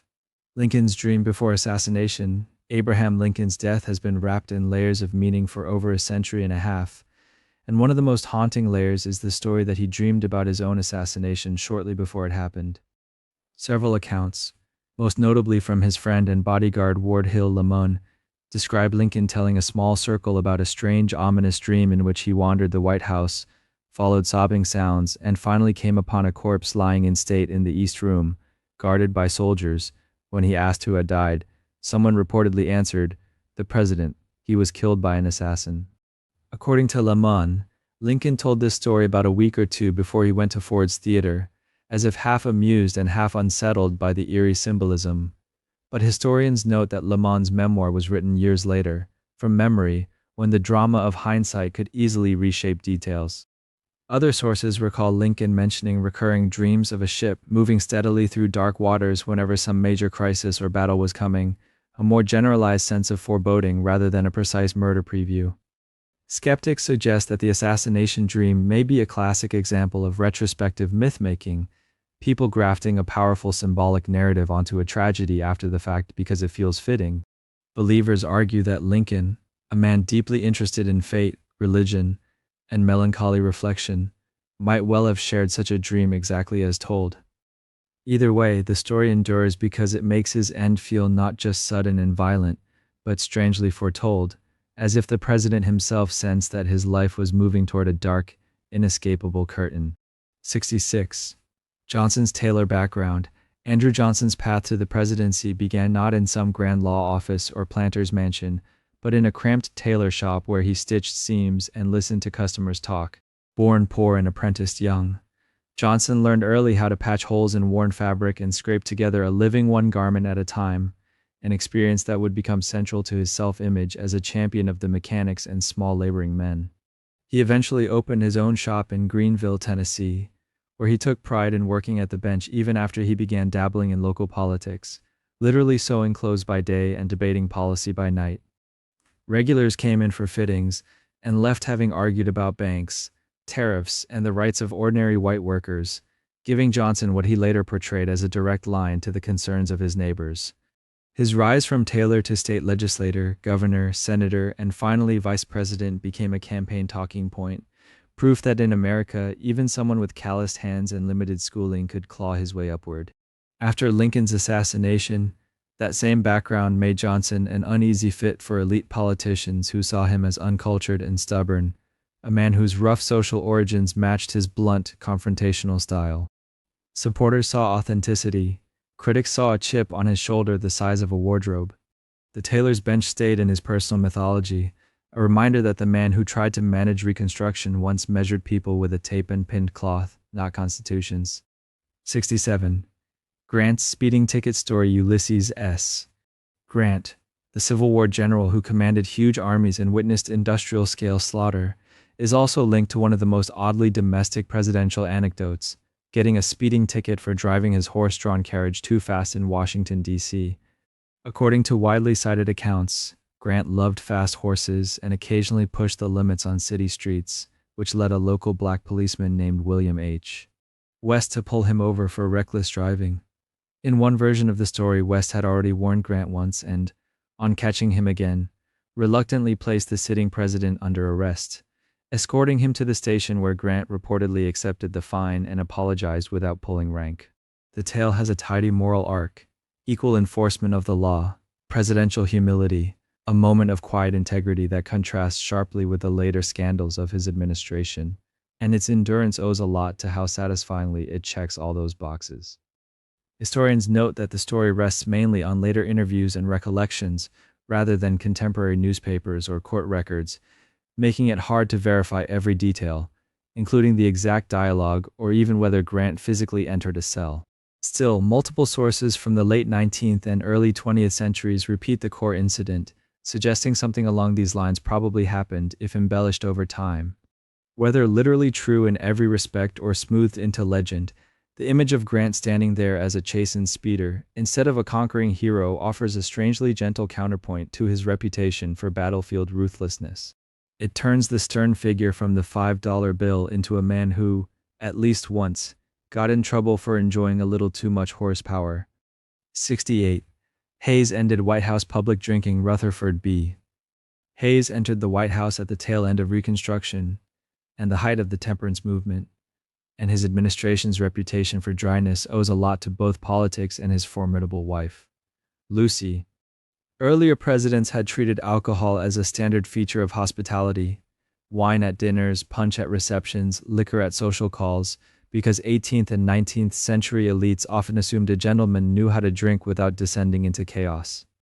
Hayes, a Civil War veteran who had previously struggled with binge drinking, and Lucy, a committed teetotaler, increasingly came to see alcohol as a social and moral problem, especially in a country absorbing waves of immigrants and debating public order. According to many accounts, the couple drastically limited or effectively banned alcohol at most White House functions, substituting elaborate menus, music, and non-alcoholic punches. Critics and wags dubbed Lucy Lemonade Lucy, even though Hayes himself insisted that she never ordered the ban and that he made the decision. Political opponents grumbled that the White House had turned prudish and joyless, insinuating that Hayes was trying to impose private virtue on public life and win favor with Protestant reformers. Supporters argued that sobriety set a healthier example and saved the administration from the kind of drunken scandals that had plagued earlier Washington parties. Newspapers of the era were divided. Some printed jokes about guests secretly spiking their own drinks, others praised the cleaner atmosphere, but over time the narrative hardened into a simple story. Hayes pushed the presidency away from the era when official events could resemble well-lubricated club gatherings. Whether or not every dinner was truly dry, the perception that the White House had gone sober under Hayes marked a symbolic shift in how Americans expected their leaders to host and behave. 69. Garfield's final months under new technology. James A. Garfield's assassination is often remembered for the bullet that struck him in a train station, but his drawn-out final months turned into an early and unsettling experiment in medical technology. After he was shot, doctors repeatedly probed his wound with unsterilized fingers and instruments in search of the bullet, a practice that likely introduced infections that did at least as much damage as the original injury. In the middle of this, the inventor Alexander Graham Bell rushed to develop a metal-detecting device that might locate the slug without further invasive searching, a contraption that looked like a wooden frame with wires and coils, humming faintly when current ran through it. Garfield's physicians allowed Bell to test the device at the president's bedside, but they insisted he scan only the right side of Garfield's torso, convinced incorrectly that the bullet was lodged there. Bell's detector registered confusing signals because the metal springs in the bed frame interfered with his readings. Later experiments showed the device probably could have worked under better conditions, but at the time it seemed to fail, and the bullet remained lost in Garfield's body while infection slowly spread. Newspapers breathlessly reported on each technological and medical innovation, turning the sick room into a national spectacle where hope and anxiety rose and fell with every bulletin. Historians still argue about whether better antiseptic techniques and less aggressive probing might have saved him, suggesting that 19th century medicine, not just the assassin's pistol, killed the president. The episode showed how the lure of new technology could collide with stubborn human assumptions, with a man's life hanging in the balance between breakthrough and misunderstanding. 70. Arthur's fashionable presidency. Chester A. Arthur, who entered the presidency under the shadow of Garfield's death and the suspicion of being a machine politician, surprised people not only with his support for civil service reform, but also with how impeccably he dressed while doing it. Before politics, he had been a New York lawyer closely tied to the powerful Republican patronage networks, a world where appearances mattered, and he cultivated a look that bordered on dandyism, carefully groomed mutton chops, tailored coats, and an eye for fabrics that projected confidence and refinement. By the time he became president, Arthur had a reputation for being one of the best-dressed men in Washington, reportedly owning dozens of pairs of trousers, multiple waistcoats, and an enviable collection of silk hats, enough to fuel persistent stories that he had more than 80 or even 100 suits. Visitors to the White House commented on the transformation of the residence itself. He brought in designer Louis Comfort Tiffany to redecorate, replacing worn furnishings with stained glass, plush carpets, and ornate fixtures that made the place look less like a drafty office and more like a Gilded Age showpiece. Admirers saw this as a legitimate effort to elevate the dignity of the presidency after years of rough and tumble politics. Critics muttered that he was vain, frivolous, more interested in waistlines and wallpaper than in policy. Yet Arthur's sartorial care also served a deeper purpose. It helped him distance himself from his own past as a patronage beneficiary and project an image of independent, cosmopolitan authority while he signed the Pendleton Civil Service Reform Act. The gentleman boss, as some called him, left office with a legacy that mixed real institutional change and the lingering image of a man whose closet, as one journalist joked, might have been big enough to qualify as a second cabinet. 71. Cleveland's non-consecutive terms. Grover Cleveland is the reason the presidential numbers skip, double back, and confuse people, because he's both the 22nd and 24th president, the only person to leave the White House, lose an election, and then come back 4 years later, as if he'd just stepped out for a very long, very bitter coffee break. In 1888, he actually won the popular vote but lost the Electoral College to Benjamin Harrison, packed up, and returned to private life with his young wife, who reportedly told the staff to take good care of the house because they'd be back. She was right. In 1892, amid economic anxiety and backlash against Republican tariffs, Cleveland ran again, and this time won both the popular and electoral vote, walking back into the same office but with a new number. The oddity of his interrupted tenure permanently baked a kind of glitch into presidential counting. Every president after him is technically offset by the fact that one man occupies 2 slots on the list. For historians and trivia fans, Cleveland's split career becomes a neat little reminder that the presidency isn't a straight line of unique individuals. Sometimes the story doubles back on itself. 72. Harrison's grandson presidency. Link. Benjamin Harrison's presidency creates one of those strange generational loops in American politics, because he was the grandson of William Henry Harrison, the 9th president, who famously died just a month into his term. That makes them the only grandfather-grandson pair to both hold the office, an arrangement that let campaign managers lean hard on family legacy, while quietly hoping history wouldn't repeat the whole pneumonia part. Benjamin grew up steeped in stories of his grandfather's frontier heroics at Tippecanoe in his brief presidency, and by the time he ran in 1888, Republicans were happy to market him as the respectable inheritor of a martial patriotic name. The slogan, "Grandson of Tippecanoe," wrapped him in nostalgia for a simpler, log cabin, hard cider era, even though Benjamin was a cautious Indiana lawyer more than a swashbuckling general. The generational echo continued visually, too. Both Harrisons had a stiff, formal bearing in portraits that made them look like they'd been carved out of the same block of 19th century respectability. The family link underlines how American politics, for all its talk of meritocracy and fresh starts, has always had room for dynasties, Adamses, Roosevelts, Bushes, and, tucked in the Gilded Age, a quiet Harrison duet separated by one short and tragic presidency. 73. McKinley's front porch campaign. William McKinley turned running for president into something that looked almost like hosting an endless neighborhood open house, thanks to his famous front porch campaign in 1896. Instead of crisscrossing the country by rail like his populist opponent William Jennings Bryan, McKinley mostly stayed home in Canton, Ohio, and let the country come to him. Organized delegations of veterans, farmers, laborers, business groups, and ethnic clubs arrived by train, marched to his house in tidy processions, and listened while he delivered carefully crafted speeches from his porch steps. Behind the calm, homey image was a highly choreographed operation funded by industrial backers who preferred a quiet, business-friendly candidate to Bryan's fiery Free Silver crusade. The front porch style made McKinley look stable, dignified, almost above the frantic hustle of modern campaigning, while newspapers spread his words nationwide without showing the backroom money and scheduling machinery. It also let him avoid the rougher, improvisational whistle-stop speeches that could produce embarrassing gaffes.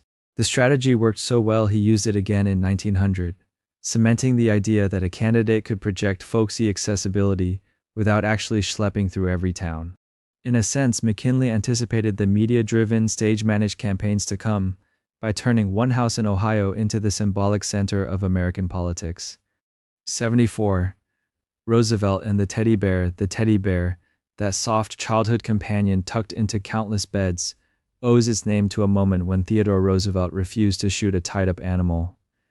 In 1902, during a Mississippi bear hunt, guides desperate to give the president a clear shot reportedly clubbed and restrained a small, exhausted black bear, then invited Roosevelt to finish it off.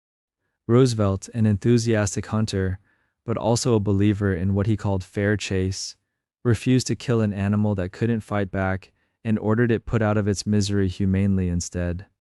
A political cartoonist seized on the scene, drawing a tiny, cowering bear next to a towering, stern but kind Roosevelt, and the image caught the public imagination. In Brooklyn, a candy shop owner and his wife created a stuffed toy bear, labeled it Teddy's Bear, and asked permission granted to use the president's nickname. The toy exploded in popularity, quickly shedding the specific Mississippi context and becoming simply the teddy bear, a generic comfort object for children. Over time, the actual incident blurred into myth, with some details contested or embellished, but the basic link remained: a single decision in the woods, filtered through cartoon ink and clever marketing, turned a rugged, big-stick president into the accidental patron saint of plush animals.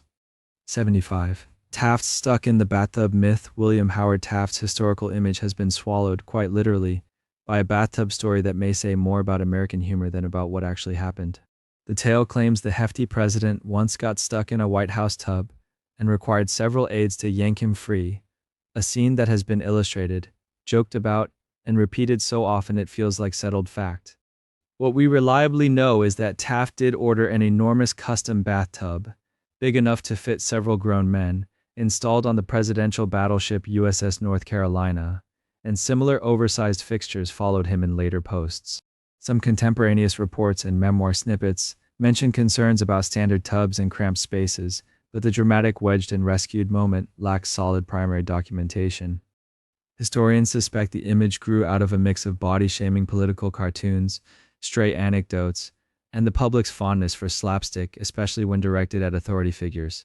Taft, by most accounts, had a sense of humor about his size, but was also painfully aware that it overshadowed his legal and political achievements, including being both president and later Chief Justice of the Supreme Court. The bathtub myth endures because it's a simple, visual, slightly cruel joke that sticks in the mind, flattening a complicated man into a single, soapy embarrassment that might never have happened. 76. Wilson's severe stroke secrecy. Woodrow Wilson's final years in office played out like a constitutional ghost story because a massive stroke in 1919 left the country guessing who was actually running the government. After collapsing during a grueling tour to sell the League of Nations, Wilson returned to Washington partially paralyzed and impaired, with his doctor and his wife, Edith, tightly controlling access to the president. Official statements downplayed the severity of his condition, describing nervous exhaustion and indisposition while shielding the fact that he struggled to see visitors, sign documents, or even stand without help. Edith Wilson later wrote that she merely acted as a kind of gatekeeper, deciding which papers and decisions were important enough to bring to her husband's sickbed and faithfully conveying his wishes. Critics then and now argue that she effectively became an unelected steward of the presidency, screening information and sometimes shaping responses in a way that crossed from support into informal rule. Members of Congress were largely kept in the dark about just how disabled Wilson was, because acknowledging the full truth might have triggered talk of resignation or invocation of constitutional remedies that didn't yet exist. The episode fueled later demands for clearer procedures, eventually leading to the 25th Amendment, which lays out what to do when a president is incapacitated. Wilson's hidden stroke remains a case study in how personal loyalty, secrecy, and fear of political chaos can blur the line between constitutional order and improvised regency. 77. Harding's poker nights. Warren G. Harding's presidency drifts through history wrapped in cigar smoke and card decks, thanks to his famous poker nights that became a symbol of both camaraderie and questionable judgment. Harding loved cards long before the White House, and as president he kept up the habit, inviting friends, advisors, and assorted insiders to late-night games in the executive mansion and nearby buildings. Accounts from participants describe whiskey, gossip, and relaxed banter, sometimes in open defiance of prohibition, which his own administration was supposed to be enforcing. Harding reportedly lost a set of White House china in one particularly memorable game, a detail that may be apocryphal but perfectly captures the blend of casual charm and carelessness people associated with him. To allies, the poker evenings showed a man who was approachable, loyal to his friends, and willing to hear candid advice in an informal setting.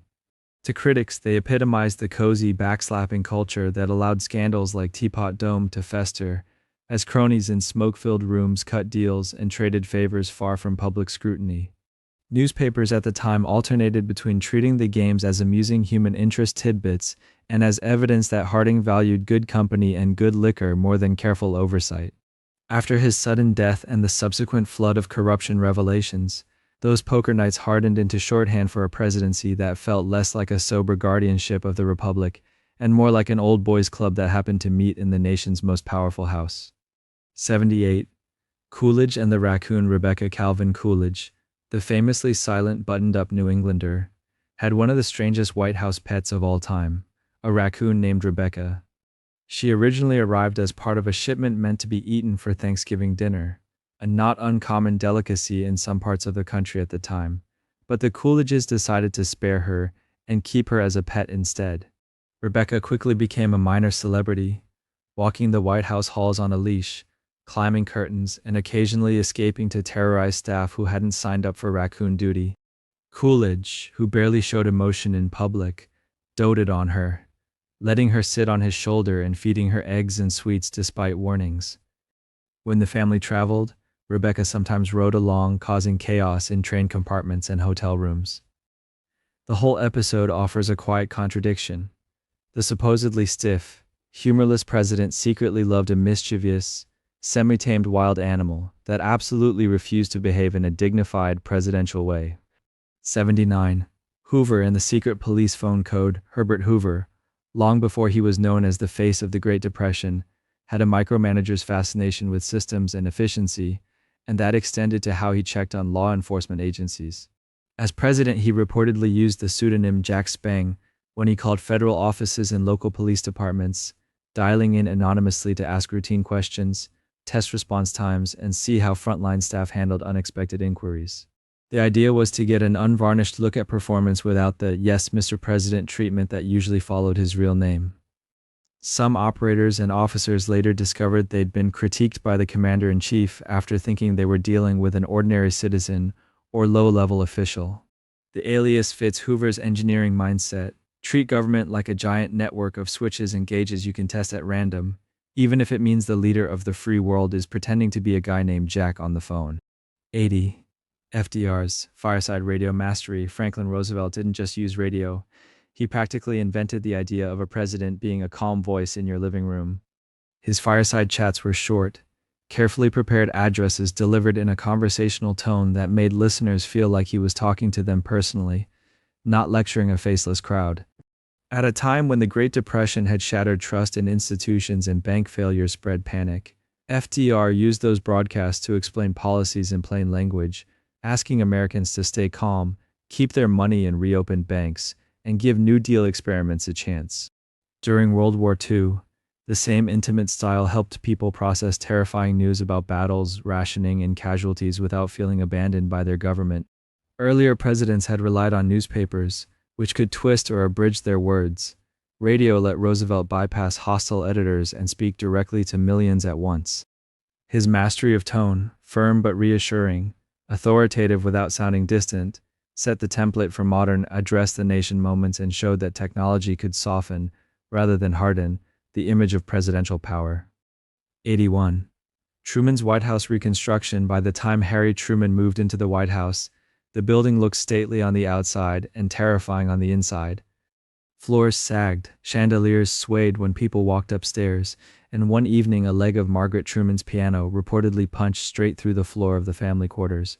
Engineers eventually declared the structure dangerously unsound. The president's home was essentially a hollow shell propped up by tradition and luck. Truman made the wrenching decision to move his family across the street to Blair House and oversee a complete gutting of the interior while keeping the historic exterior walls. From 1948 to 1952, the White House became a construction site, its inside stripped down to bare beams and rebuilt with steel supports, new plumbing, and modern wiring disguised behind period-style finishes. Truman took a detailed interest in the plans, pushing to preserve as much character as possible, while accepting that a 19th-century mansion couldn't safely host a 20th-century presidency without serious surgery. The result was a paradox. America's most iconic old house is, under the paint and paneling, a mid-century rebuild designed on his watch. 82. Eisenhower's highway vision. Dwight Eisenhower's legacy isn't just D-Day and golf. It's the vast web of asphalt that quietly shapes daily American life. As a young officer in 1919, he joined a grueling army convoy across the country, crawling over muddy roads and broken bridges in a weeks-long ordeal that showed him how primitive U.S. transportation really was. Later, during World War II, he saw how Germany's Autobahn system allowed rapid military movement and efficient logistics, a lesson that stuck with him when he entered the Oval Office.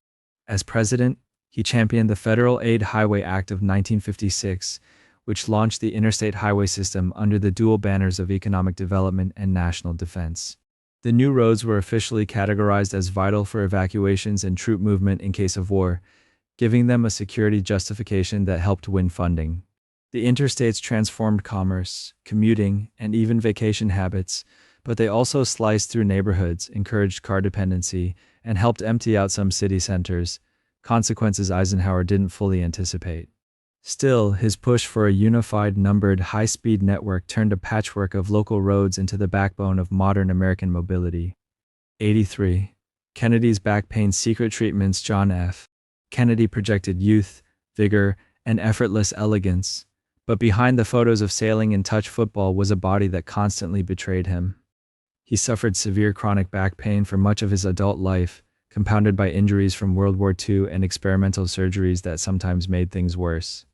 As president, he quietly relied on a cocktail of treatments: back braces, rocking chairs, hot baths, massage, and a rotating cast of doctors who prescribed painkillers, steroids, and stimulants in combinations that modern medicine views with alarm. The White House medical team and close aides worked hard to conceal the extent of his suffering, fearing that visible weakness would damage his political image during the Cold War. In public, Kennedy strode to podiums and joked about being the man who accompanied Jacqueline Kennedy to Paris, while in private he struggled to bend, sleep, or even sit for long without discomfort. The gap between the image of unbreakable youth and the reality of a chronically ill leader became more widely known only after his death, reshaping how historians understand both his temperament and the immense pressures he carried. 84. Johnson's treatment persuasion style. Lyndon B. Johnson didn't just lobby, he overwhelmed. His signature method of persuasion became so notorious it earned a proper noun: the Johnson treatment.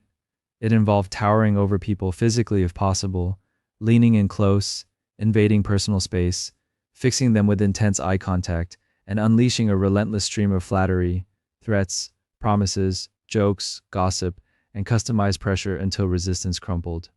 Former senators and aides described him as operating at point-blank range, sometimes literally pinning someone against a wall, or gripping a lapel while outlining exactly what would happen if they voted the wrong way. Johnson's deep knowledge of individual needs, committee slots, pet projects, re-election fears, let him tailor the treatment to each target, turning personal vulnerabilities into legislative leverage. The technique could be bullying, even humiliating, but it also powered landmark achievements like the Civil Rights Act and Medicare, as he herded reluctant lawmakers through votes they privately dreaded. In an era before constant cameras and social media, much of this happened out of public view, leaving only stories and photographs of Johnson looming over smaller men as visual evidence of a persuasion style that mixed raw dominance with uncanny emotional intelligence. 85. Nixon's bowling alley. Richard Nixon, who seemed to live in permanent combat mode, relaxed in one of the most Nixonian ways possible, obsessively bowling in the White House. There had been a lane since the Truman years, but Nixon had his own one-lane alley installed beneath the north portico, so he could slip down and roll frames in near secrecy, often late at night after brutal days of Vietnam briefings and Watergate paranoia. Staff recalled him keeping meticulous score, analyzing his form, and turning a casual pastime into a tiny, controlled universe where the rules were clear and the pins either fell or they didn't. In a world where public approval ratings and geopolitical crises spun beyond his command, the narrow lane with its repeatable motions, steady rumble of the ball return, and predictable clatter of strikes offered something like peace. The same man who taped his own conversations and cultivated enemies' lists found comfort in a sport where the only opponent was the stubborn geometry of 10 pins. 86. Ford. As unappointed president, Gerald Ford occupies an odd, almost accidental square in the presidential mosaic, the only person to become both vice president and president without ever winning a national election.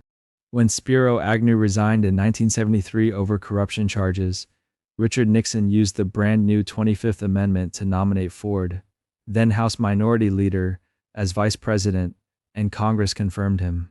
Less than a year later, Nixon himself resigned under the weight of Watergate, and Ford, who had never campaigned nationwide for either job, suddenly found himself taking the oath in the East Room. He famously began his presidency by saying, "Our long national nightmare is over," but his very presence in the office was a reminder of how deep that nightmare had gone. Ford's tenure proved that the constitutional machinery could keep turning even when voters hadn't directly chosen the person now holding the nuclear codes. It also meant he entered the 1976 campaign as an incumbent the country had never formally hired. 87. Carter's solar panels. Jimmy Carter, the soft-spoken Georgia peanut farmer turned president, tried to drag the White House roof into the future during the 1970s energy crisis. In 1979, he ordered solar thermal panels installed on the executive mansion to heat water, using a national symbol to sell the idea that conservation and alternative energy were patriotic, not fringe. During the dedication, he predicted that in the future, the technology would be as common as telephone lines, a quiet act of techno-optimism at a time of gas lines and inflation. The next administration removed the panels during roof repairs and never reinstalled them, which critics read as a symbolic rejection of Carter's whole moral equivalent of war energy campaign. Decades later, some of those original panels were resurrected in museums and on college campuses, turning them into relics of an early, half-forgotten attempt to steer America toward a less oil-hungry future. Carter's experiment didn't remake the grid, but it planted a visual seed, a president literally putting sunshine to work above the seat of power. 88. Reagan's jelly beans. Ronald Reagan's public image was all about optimism and easy charm, and somehow a bowl of jelly beans became central to that brand. He'd started using them as a substitute when he gave up pipe smoking as governor of California, keeping jars handy at his desk and on conference tables so his hands and his guests always had something to reach for. In the White House, the habit turned into a kind of low-stakes ritual. Aides, senators, and foreign visitors grabbed a few while waiting, breaking the stiffness of official meetings with a tiny, shared indulgence.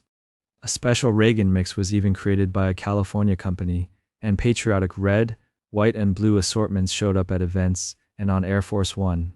The candy signaled that, for all the weighty talk about missiles and deficits, this president wanted to project a sense of sunny, almost childlike normalcy. Critics saw it as kitsch masking hard-edged policies. Fans saw a small, human detail that made their leader feel approachable. Either way, the jelly beans were everywhere.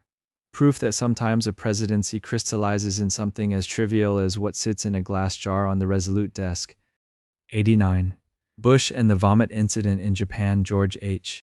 Bush, World War II veteran, CIA director, and consummate diplomat, is still remembered in part for a deeply human, deeply awkward moment, the night he threw up at a state dinner in Japan.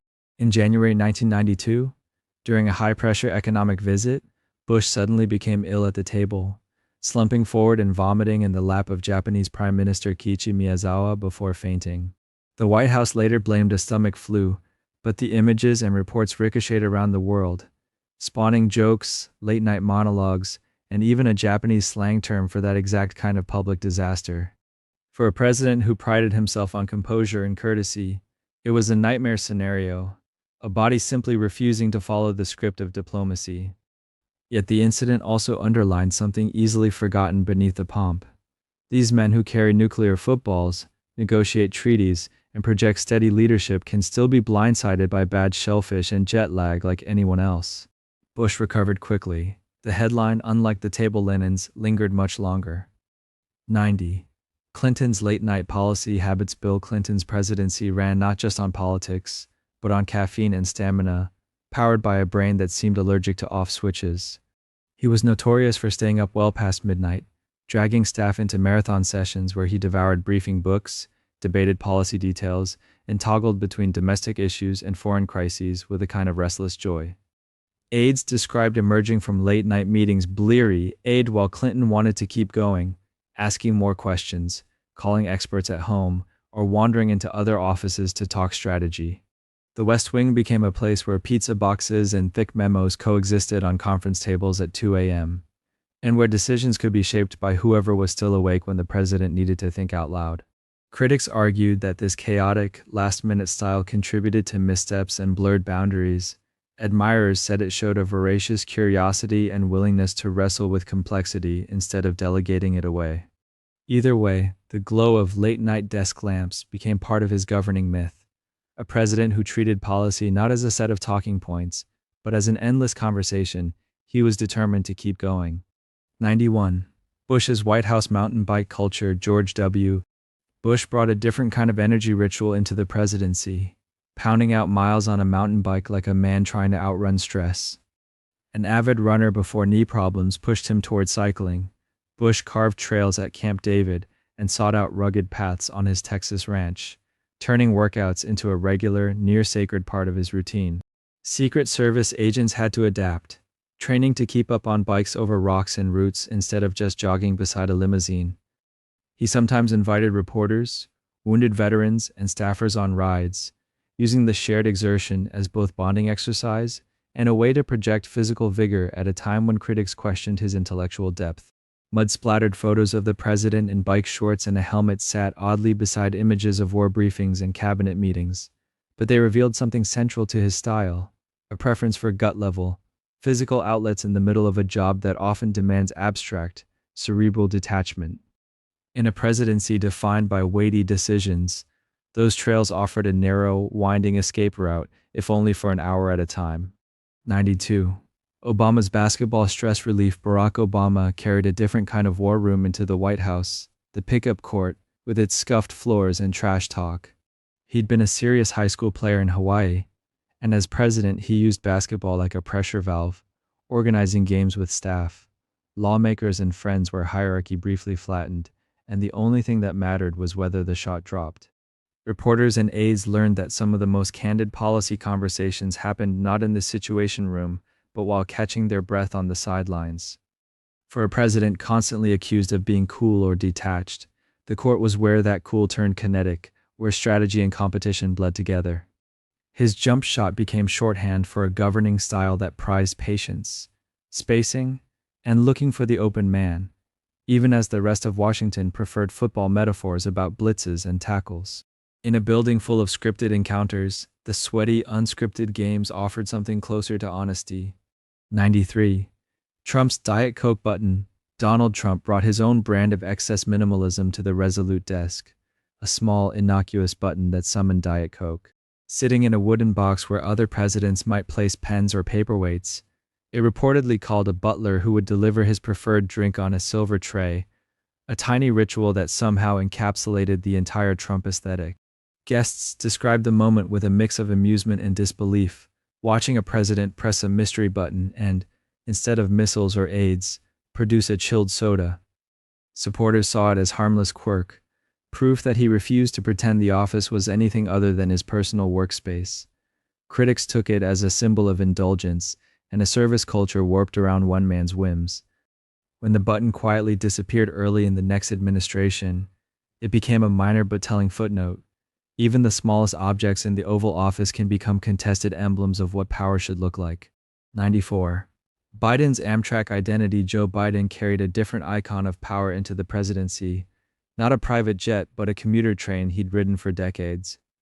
As a senator from Delaware, he famously took Amtrak back and forth to Washington almost every day so he could tuck his sons in at night after his first wife and daughter were killed in a car accident, turning the Northeast Corridor into a kind of moving office and support group. Conductors knew his birthday, staffers learned to schedule phone calls around the timetable, and the Amtrak Joe nickname stuck as a shorthand for blue-collar familiarity. When he became president, stories about his million-plus rail miles resurfaced as evidence that he saw infrastructure not as an abstraction, but as the literal tracks of his adult life. Critics called it folksy branding. Admirers saw a rare example of a national leader who had spent years wedged into cramped seats, listening to people who couldn't afford a motorcade. The train became his unofficial biography, written stop by stop. 95. The president's emergency succession plans behind the visible theater of the presidency. A quieter script runs every minute. What happens if everything suddenly falls apart? Modern administrations maintain intricate continuity plans, detailing where the president would go in a nuclear attack, which cabinet officials would be whisked to undisclosed bunkers, and how a functioning government would be reassembled if Washington were decapitated in a single blow.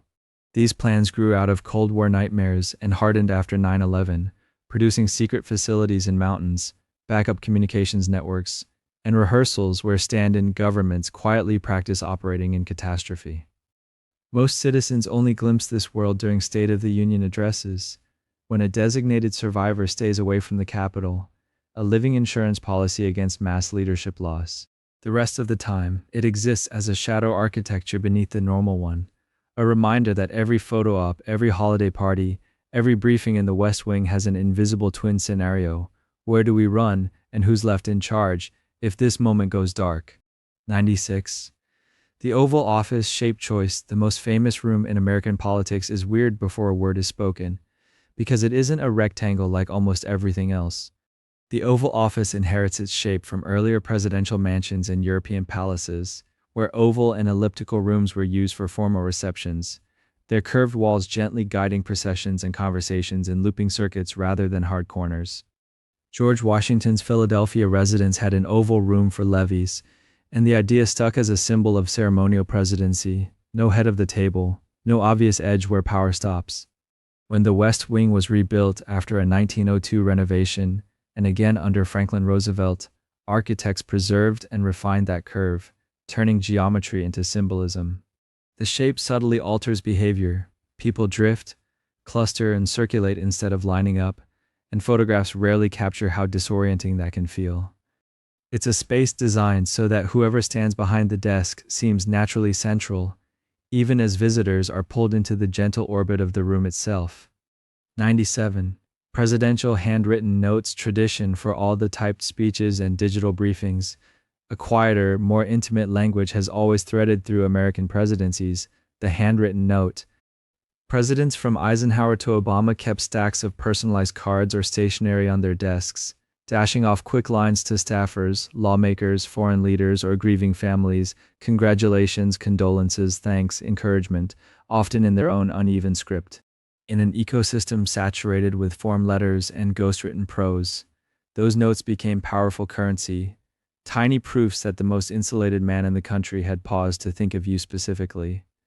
Lyndon Johnson scrawled fierce, underlined instructions in the margins of memos. Ronald Reagan left whimsical cartoons. George H.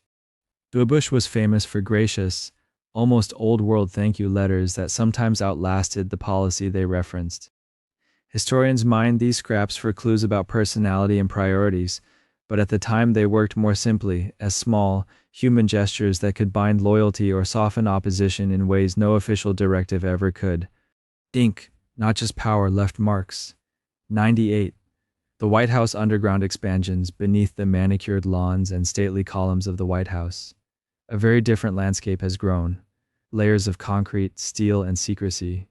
What started as basic cellars and storage rooms in the 19th century slowly evolved into bomb shelters during World War II, then hardened bunkers and command centers as nuclear anxiety reshaped Washington's architecture. The most famous is the Presidential Emergency Operations Center, the secure facility where leaders sheltered on 9/11, but over time, additional tunnels, support spaces, and secure rooms have quietly spread under the complex like roots. Renovations in various administrations, often described blandly as infrastructure upgrades, have deepened and modernized these areas, adding communications gear, blast doors, and life support systems that could keep a skeleton government operating if the surface were no longer safe. Visitors touring the public rooms upstairs rarely think about the parallel White House directly beneath their feet, a hidden Warren design not for symbolism or ceremony, but for the stark, unglamorous work of surviving the worst day imaginable. 99. Camp David's presidential roll followed the motorcade north out of Washington, and somewhere past the last strip mall and cell tower, the presidency disappears into the trees. Camp David, tucked in the Catoctin Mountains, looks like a modest cluster of cabins, but for decades it's been the pressure relief valve and secret stage of American power. Here, FDR plotted war strategy. Carter coaxed Egypt and Israel into a fragile peace, and later presidents escaped the cameras long enough to argue, sulk, or change their minds in sweatshirts instead of suits. The isolation is the point. A place where world history can pivot between hikes and hamburgers. 100. Former presidents' unusual second acts. Once the motorcades vanish and the briefings stop, former presidents face a strange question almost no one else ever gets. What do you do after you've already had the top job? Some retreat into memoirs and libraries, turning their past into curated exhibits and carefully edited books. Others re-enter the world as freelance diplomats, humanitarian fundraisers, or global brand ambassadors for causes they wish they'd done more about in office. John Quincy Adams went back to Congress and fought slavery. Carter chased guinea worms and peace prizes, and newer ex-presidents juggle podcasts, Netflix deals, and disaster relief. The office ends, the influence mutates.